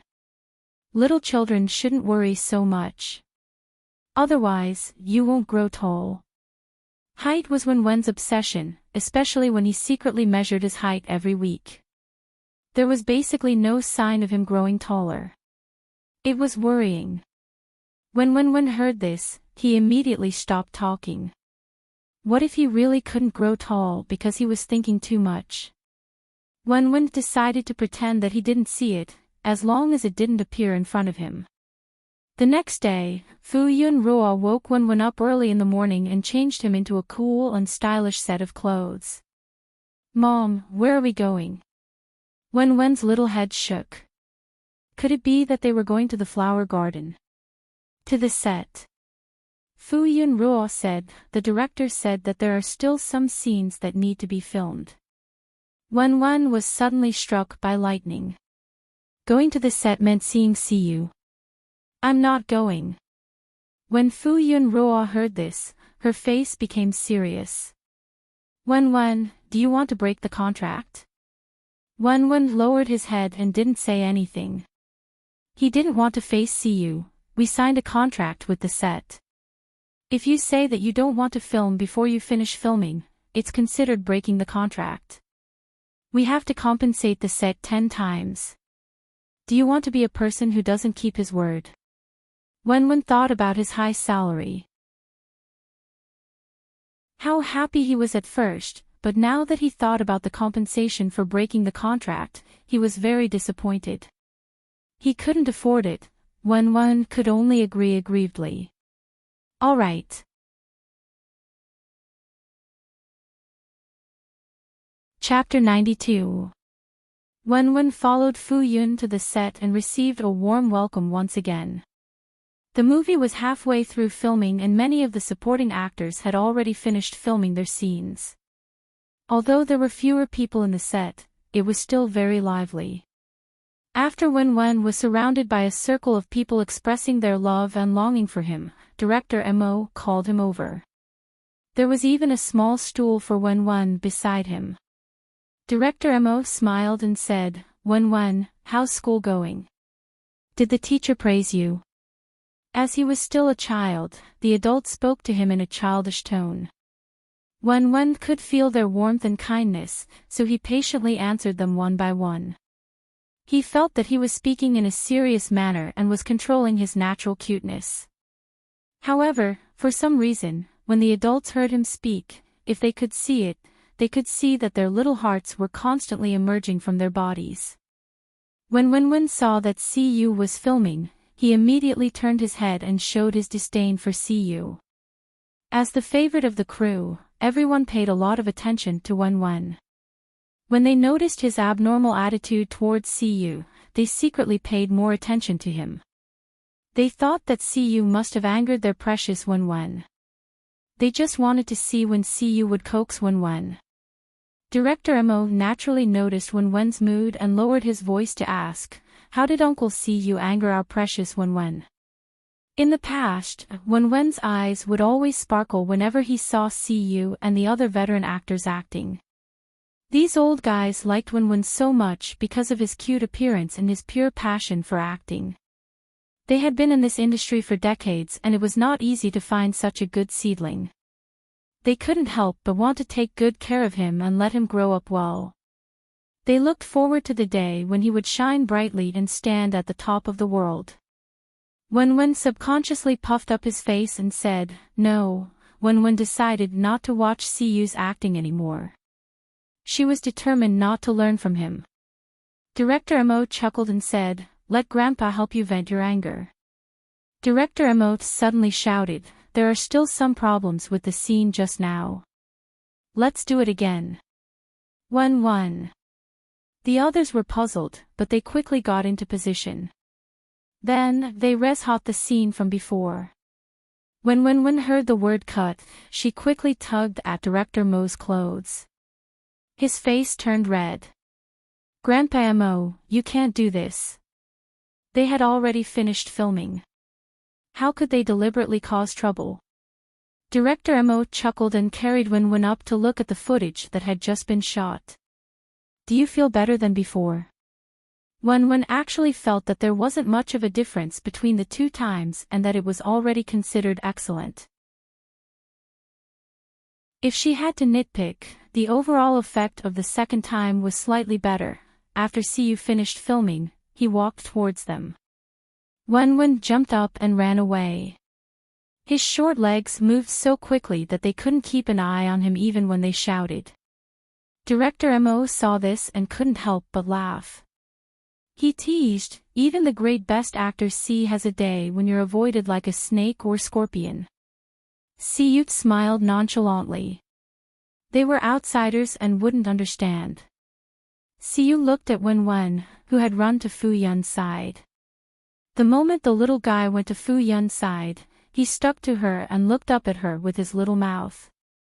It was obvious that he was complaining. "You have to coax him well." Siyu smiled and responded. He didn't go over to look for the mother and son. Instead, he chatted casually with Director Mo. "What are your plans for the next drama? Or are you going to take a break again?"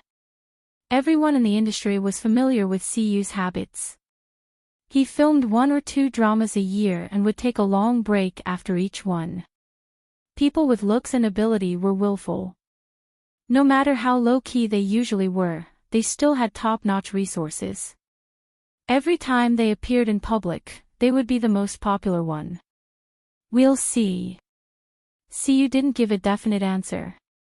However, director Mo saw hope. An old friend of mine has been planning a drama.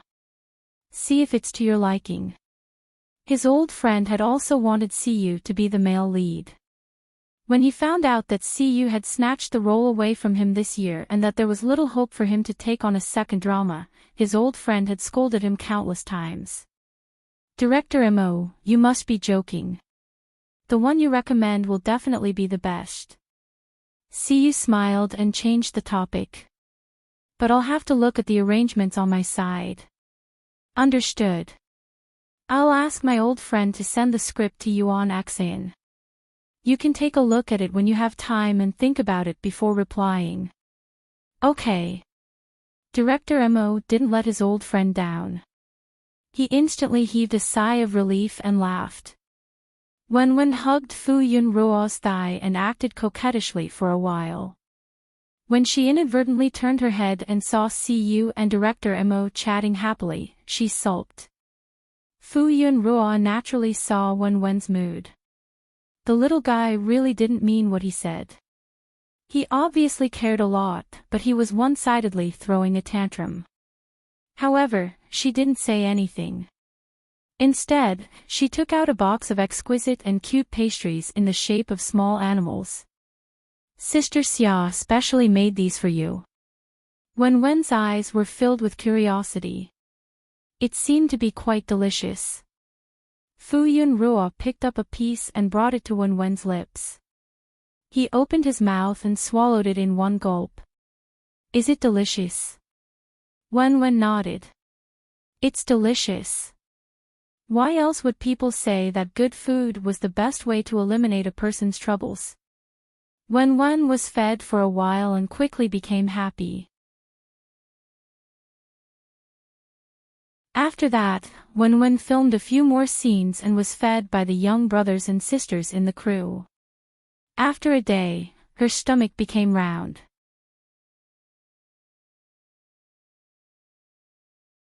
Chapter 93. The filming of this movie had been going very smoothly. Wen's scenes had all been filmed today, and the production crew had specially organized a banquet for Wen. Many people expressed that they couldn't bear to part with Wen.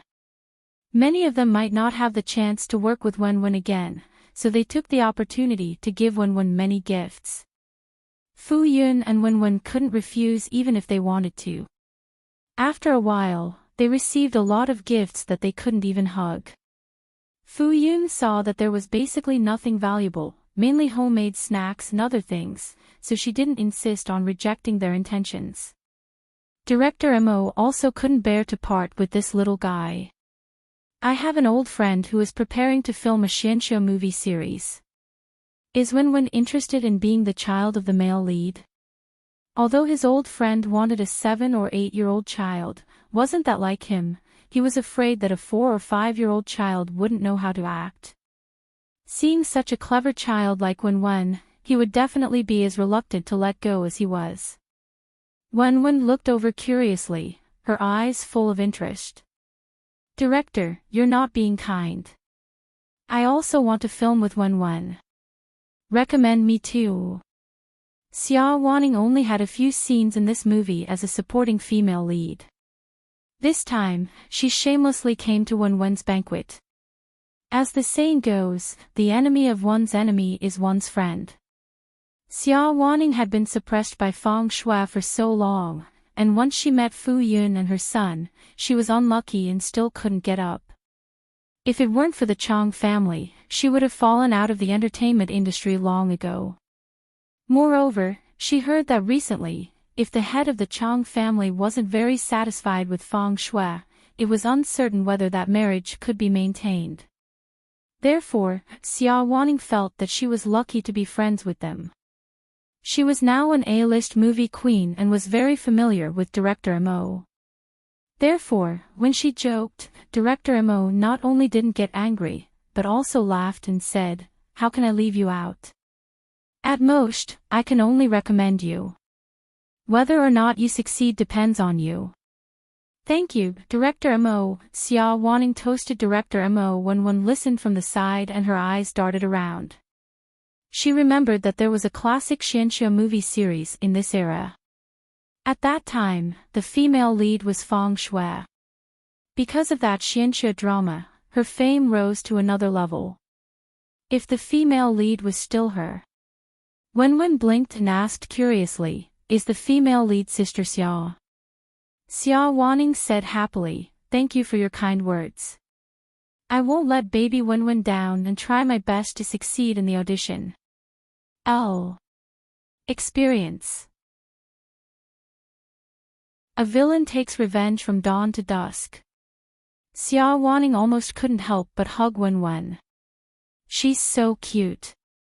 Why don't I give birth to a baby too? But what if I can't give birth to such a cute baby? What's the audition like?" Wenwen asked curiously. "See, you had a chance to interrupt. I'll bring you there to take a look." Wenwen glanced at Siyu, then turned her head away. What did it have to do with him? "Siyu," Yuan Axian smiled. "I'll bring Wenwen there to take a look." Wenwen immediately turned his head and smiled. His little chubby face trembled. "Thank you, Uncle Yuan. Little brat." Director Mo patted Wenwen's head. "You have to grow up well." Wenwen said, "I'll grow up quickly." He nodded heavily. After the audition, Fu Yunruo and Wenwen took the car home.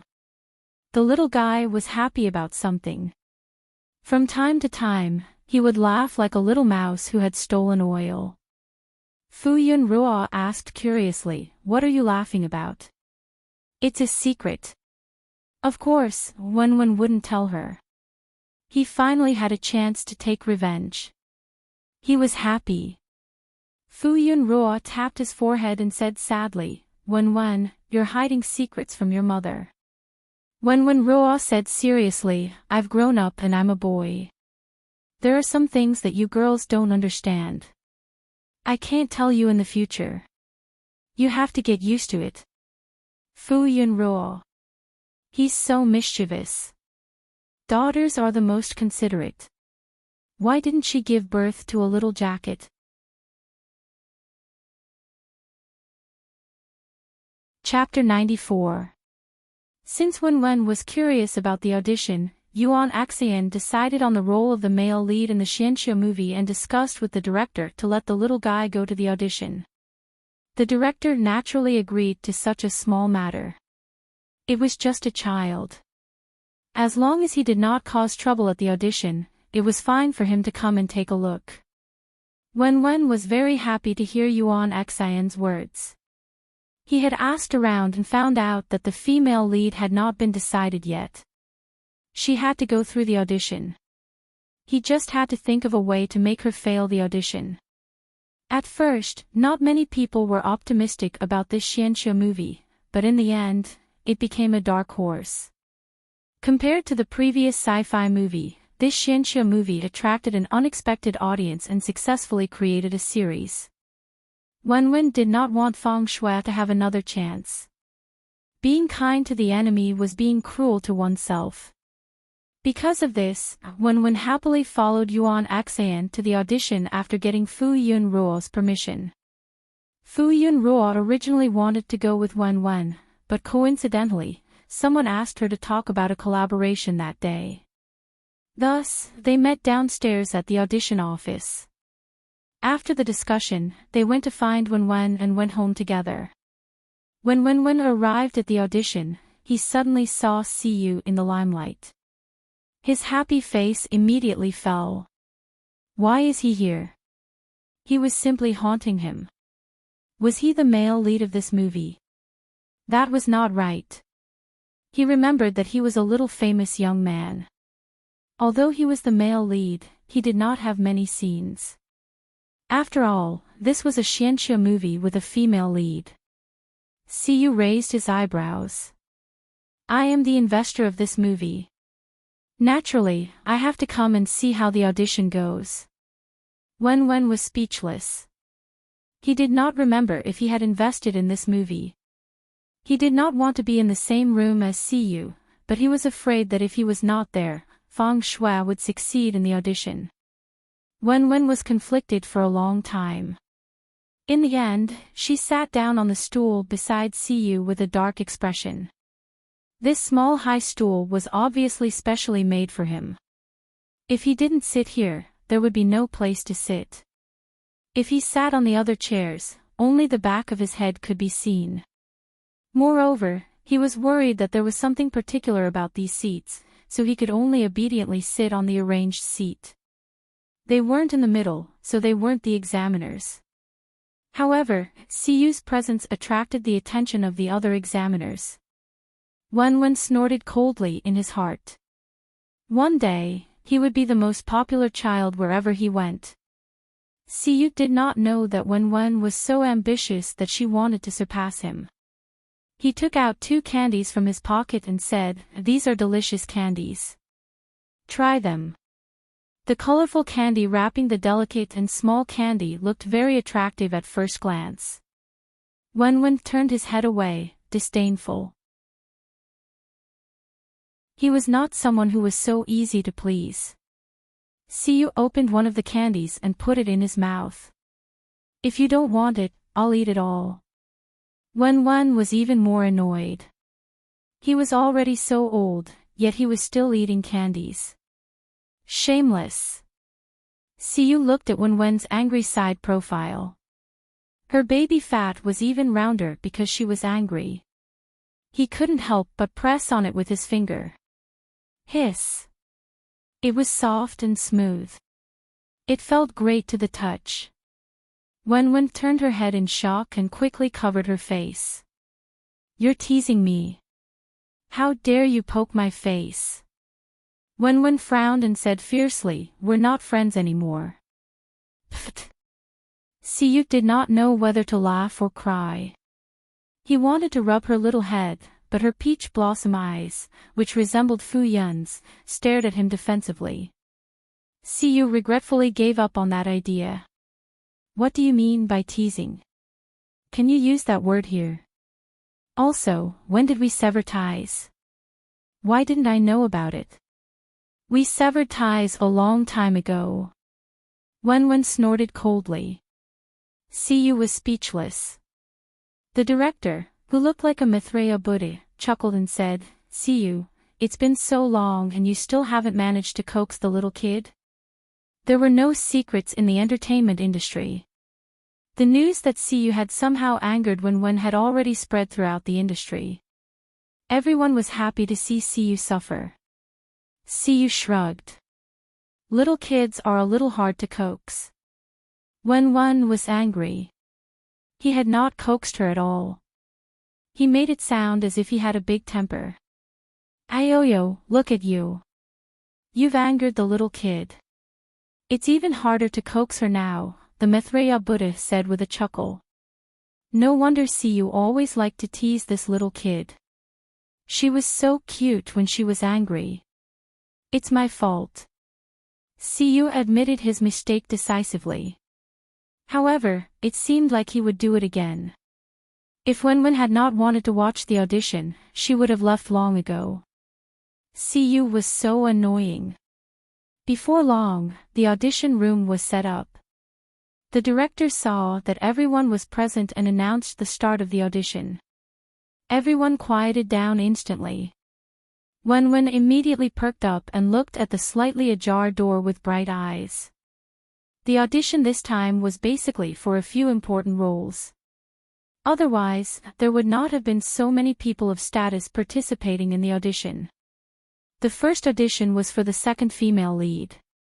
The person auditioning for the role was a very familiar young actress. It was a good start.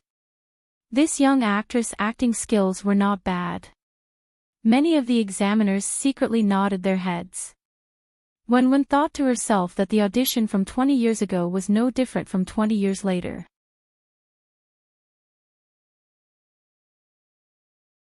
Chapter 95. Although Xianxia movies were unpopular, there were internal rumors that CU and Apple Entertainment had invested heavily in and supported the production team. Therefore, regardless of whether the celebrity agents were optimistic about the theme or not, those who had connections wanted to audition. Even if the movie failed, it would be great if they could get to know that person. Therefore, even if it was a supporting role, there were many B-list and male stars vying for the role. Other than those who couldn't leave due to their busy schedules, basically everyone else was gathered here. Fortunately, the director and producer only personally auditioned for the important roles. The rest were filled by the assistant director or investors. The director's time was precious. Everyone only had 5 minutes for the audition. The fifth person to audition for the supporting female lead was Jiang Jiang. It wasn't easy for the company and her agent to get her this audition. They wanted her to make a transition to the big screen. If she could get into a big production, she would be able to break through the bottleneck and jump to the top. Therefore, she took this opportunity very seriously. A week before the audition, she even cancelled all activities to hone her acting skills. This audition was a live audition. The roles were only revealed 10 minutes before the audition. After they received their number, they were given the script. Those whose numbers were in front didn't have much time to prepare for the role.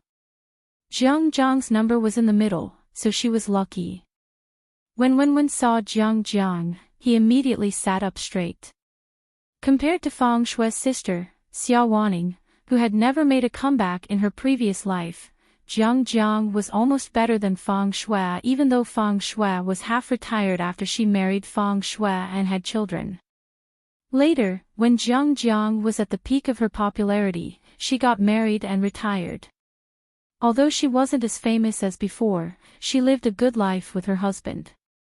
However, she was unlucky in her middle age when her husband's company went bankrupt.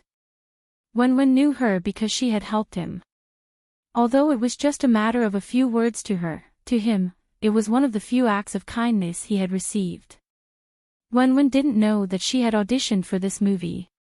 He looked at teacher Jiang Jiang with sparkling eyes. Her acting was not as good as it would be 20 years later, but she still had the liveliness and spirit of her youth. Even without a filter, he felt that she was the one who was the most suitable for the role among all the people he had seen.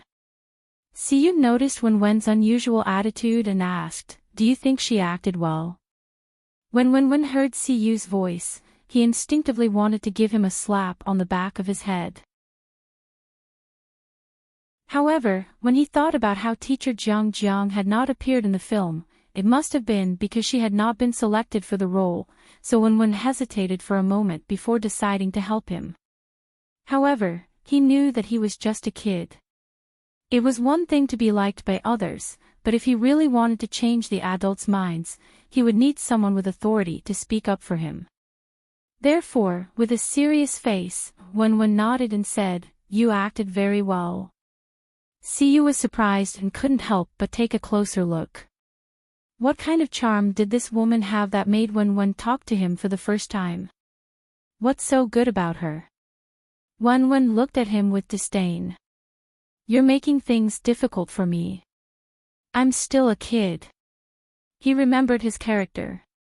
He could be smart, but if he was too smart, he would be close to a demon. Siyu was speechless. This little brat was getting less and less cute as he got older. The directors were also very satisfied with Jiang Jiang's audition. Seeing that no one else had any objections, they made a check mark and told her to return to the canal and wait for further notice. Wenwen saw that Siyu didn't even need to say anything. The directors had already teased teacher Jiang Jiang, so he felt that he had wasted his time talking to Siyu. However, on second thought, even if the audition was confirmed, it was common for actors to be replaced at the last minute. He had encountered this many times. Perhaps someone had wanted to insert someone else into the cast and replaced her. Thus, he asked worriedly, "Will I be able to see Jiang Jiang? Sister Jiang Jiang on set?" Siyu rubbed Wenwen's head and smiled without saying a word. Wenwen immediately hugged his head and refused. Siyu was worried that a child like him wouldn't be able to sit still for too long. He asked in a low voice, "Do you want to go find your mother?" Siyu felt that the audition was quite boring. Although he was the biggest producer, there was no need for him to sit here. He mainly wanted to accompany the little brat and was worried that he would feel uncomfortable in an unfamiliar environment. He felt that the little brat's enthusiasm should have cooled down after 3 minutes. He might as well take Ruoro out for a Western meal and walk around while he had the time. "No, I still want to watch." The main event hadn't started yet. How could he leave so early? Wenwen thought about it and understood why he wanted to leave. He immediately warned him in a low voice, "You're not allowed to leave either. You can't take the opportunity to find my mother alone." Siyu was speechless. Why didn't this little brat just give up? After the audition for the second female lead and third male lead, the main event began. The audition for the female lead was about to begin. 5 minutes later, the audition for the female lead officially began. The audition room was filled with whispers and the director was grinning from ear to ear. Although not all of these people had come for him, the crew was the beneficiary and could only be happy. 5 minutes later, the audition for the female lead was about to begin. Wenwen was excited and looked at the door with bright eyes.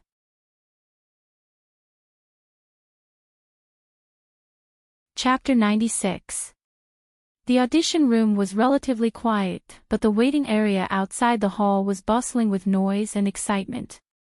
Xia Wanning was originally sitting in a corner with her agent, waiting for the audition notice. However, in the end, her nemesis actually came as well. She was a little surprised. If she remembered correctly, wasn't Feng Shui still on set? She actually had time to come. When the others saw Xia Wanning, who was at the peak of his fame, they already felt that they had no hope. They didn't expect Feng Shui to come as well. Although she had been suppressed recently, a starving camel was still bigger than a horse. The others were also on high alert. Feng Shui greeted Xia Wanning naturally and generously, as if they were good sisters. If Xia Wanning made a fuss about it, she would appear petty. Xia Wanning smiled and said, "You also received the audition notice. Congratulations, but I won't go easy on you later." Feng Shui smiled sweetly. "Let's wait and see. I'll do my best." Then she frowned and said, "I heard that Siyu is one of the judges.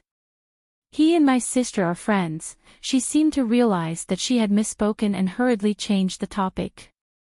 Xia Wanning said bluntly, "Look at what you're saying. You make it sound like Brother Yu will use his power to take revenge. Is Brother Yu that kind of person in your mind?" Xia Wanning used to think that Feng Shui was like a high and mighty goddess, pure and cold. Perhaps in the past, she was indeed favored by the heavens and loved by everyone. But now, after removing this layer of facade, she was nothing more than a sparrow who wanted to become a phoenix. Feng Shui knew that the people on Siyu's side didn't like her, but she still kept jumping out. If it was her, she would have thought of ways to avoid those people who wanted to ban her. Was she tired of living? Did she think that her acting skills were good enough for Siyu to overlook his prejudice and choose her? Or was it more to her liking that she wasn't chosen? She could pretend to be a victim while Siyu used his fame to take revenge. If that was the case, it would be too disgusting. Xia Wanning had originally wanted to mock her until she was too ashamed to continue waiting for the audition, so that Siyu wouldn't feel bad seeing her. However, no matter what she said, Feng Shui had an attitude of accepting everything. She was only short of pointing at her nose and mocking her. The more she said, the more the people around her looked at her with a strange attitude. Xia Wanning reacted and immediately shut her mouth. Her expression was a little ugly. She looked like a villain who had succeeded. The waiting room was very quiet. Soon, it was time for the female lead's audition. The two of them had indeed been rivals for many years. The audition took place one after the other, with Heartwarming taking the lead. The audition scenes that the crew gave to the actresses who came for the audition were all the same. There was only a brief description of the scene, and it was up to the actresses to interpret it. Heartwarming's acting skills were very good. She portrayed the heroine's change from being innocent to being betrayed by her close friend. The examiners were very satisfied with her performance. Among the 5 or 6 actresses in the audition, she was the one who acted the best. However, Heartwarming's flamboyant and bright appearance didn't fit the role of the female lead. This was a point that the directors considered, but this could be made up for with makeup. If there wasn't anyone more outstanding, then she would be chosen. Heartwarming could feel that the directors were satisfied with her. Although they didn't make a decision on the spot, she felt that with Cu and Wen around, her chances of getting the role were very high. Thus, she walked out in a good mood. Although Wen was more familiar with Heartwarming and Sister Xia usually took care of her, to be fair, her character didn't match the characters set in the script. If she didn't do well, it would be easy for her to fall out of character. No matter how selfish Wen was, she couldn't say that she should replace Feng Shui as the female lead. The next person to enter was Feng Shui. The moment she entered, the director's eyes lit up. Her innocent and harmless temperament was very much like the early stages of the female lead they were looking for. If Feng Shui could become the best actress, besides having a good background, she also had acting skills. Although she was slightly inferior to Heartwarming, her appearance and temperament were very suitable, which was enough to add points. When Wen saw Feng Shui, she looked as if she was facing a formidable enemy. When she saw that the director and the others couldn't control their joy, she was obviously very satisfied with Feng Shui. Wen said innocently, "Sister, aren't you the female lead in a big production? Can you be 2 female leads at the same time?" Her eyes expressed some confusion appropriately. Feng Shui's expression didn't change. Instead, her smile deepened, as if she was very happy that Wen was paying attention to her. Thus, she said, "The production team is almost done with filming. If you have the honor, you can come to the production team." Wen blinked and tilted her head in confusion. Filming a TV series takes less time than filming a movie. Their last film production team took 2 months to complete filming, but that was because it was a movie. The duration couldn't be compared to a TV series, and it was also a sci-fi film. The focus was on the special effects at the end. Feng Shui's production team started filming later than theirs.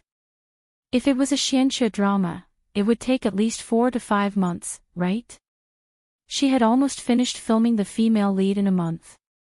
When the director heard their conversation, his excitement instantly cooled down. As a director, he hated it when important actors and actresses were competing for roles. Now that he had regained his rationality, he suddenly realized that Feng Shui wasn't a good choice. He wasn't blind. The news of Feng Shui being the female lead in a xianxia drama had been hyped up for a few days. It would take at least 3 to 4 months to complete filming. There was no way she could catch up with their production team. Although they were still in the midst of casting, everything else was ready. All they needed was the actors and actresses. With big investments like CU and Apple Entertainment, they didn't have to worry about anything. Most importantly, Feng Shui's reputation wasn't very good. Furthermore, she was almost blacklisted. Furthermore, the person who blacklisted her was the producer, a major investor of the production team.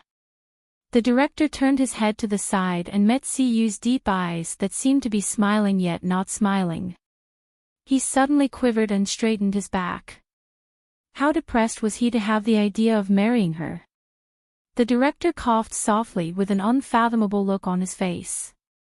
After the assistant director finished discussing with the others, he said calmly, "We'll inform you of the results in 3 days." The assistant director saw the director's indifferent attitude and hurriedly tried to smooth things over. He said warmly, "You acted very well. We will consider it carefully." Feng Shui thanked him gently and glanced at Siyu before she left. Siyu, on the other hand, kept looking at the child beside her. It was as if she didn't notice. Feng Shui lowered her eyes and left with a smile. After that, other people came to audition for the female lead. However, with Xia Wanning and Feng Shui around, the others paled in comparison. The casting process also started between the two of them. Wenwen's little eyes kept glancing at the people who were discussing intensely. The assistant director was very satisfied with Feng Shui. When he saw that the others were siding with Xia Wanning, he became very excited. He almost pointed at their noses and said that they had been bribed. Wenwen couldn't help but move her little butt and listen to their heated discussion. Siyu thought that Wenwen couldn't sit still anymore, so he picked up the chubby boy with one hand and carried him in his arms. "Don't you want to stay here anymore? Let's go out then." Wenwen, who had suddenly jumped into the air and instinctively hugged Siyu's arm in fear of falling, was confused. He was listening to the crucial part of the conversation. How could he leave? Siyu had already opened the door and walked out. He said, "Don't worry. I won't let the person you hate appear in front of you." Wenwen, who had wanted to break free, immediately quieted down. How could he forget that Siyu had always hated Feng Shui? He definitely wouldn't let her come to his set. Wenwen said awkwardly, "Put me down. I can walk by myself." Siyu looked down at Wenwen and put her down. As soon as Wenwen's feet touched the ground, she immediately ran out. However, as soon as she turned the corner, she bumped into someone who was walking towards her. "Ah!" A delicate voice rang out. Before Wenwen could react, the person he bumped into fell to the ground with a cry of surprise. Wenwen reacted quickly. She took 2 steps back and squatted on the ground. She looked at the person in front of her with an aggrieved expression on her chubby face and tears in her dark eyes. Before the other party could say anything, Wenwen looked timid and said in a sobbing tone, "Why are you blocking my way?" Wenwen thought to himself that he was a professional at following other people's paths and leaving them with no way out. Feng Shui, who was sitting on the ground with tears in her eyes and a pained expression on her face, was speechless. Siyu bent down and helped Wenwen up. He asked with concern, "Are you hurt anywhere? Does it hurt?" Wenwen glanced timidly in a certain direction and said meekly, "My butt hurts." "Yeah, I fell down just now." Siyu placed his large hand on her butt and rubbed it. It was bouncy and soft, so he couldn't help but rub it a few more times. Siyu said righteously, "It won't hurt anymore if I rub it more." Wenwen was speechless. The big jerk took advantage of her. She had proof. You're tuning into the LoveLore Library YouTube channel. We're so grateful for your support, and don't forget to subscribe to join us on this incredible journey through captivating stories. Your generosity through donations truly makes a world of difference, as it's the primary source of revenue that allows me to expand and enhance this channel for you. Thank you from the bottom of my heart for being a part of this adventure.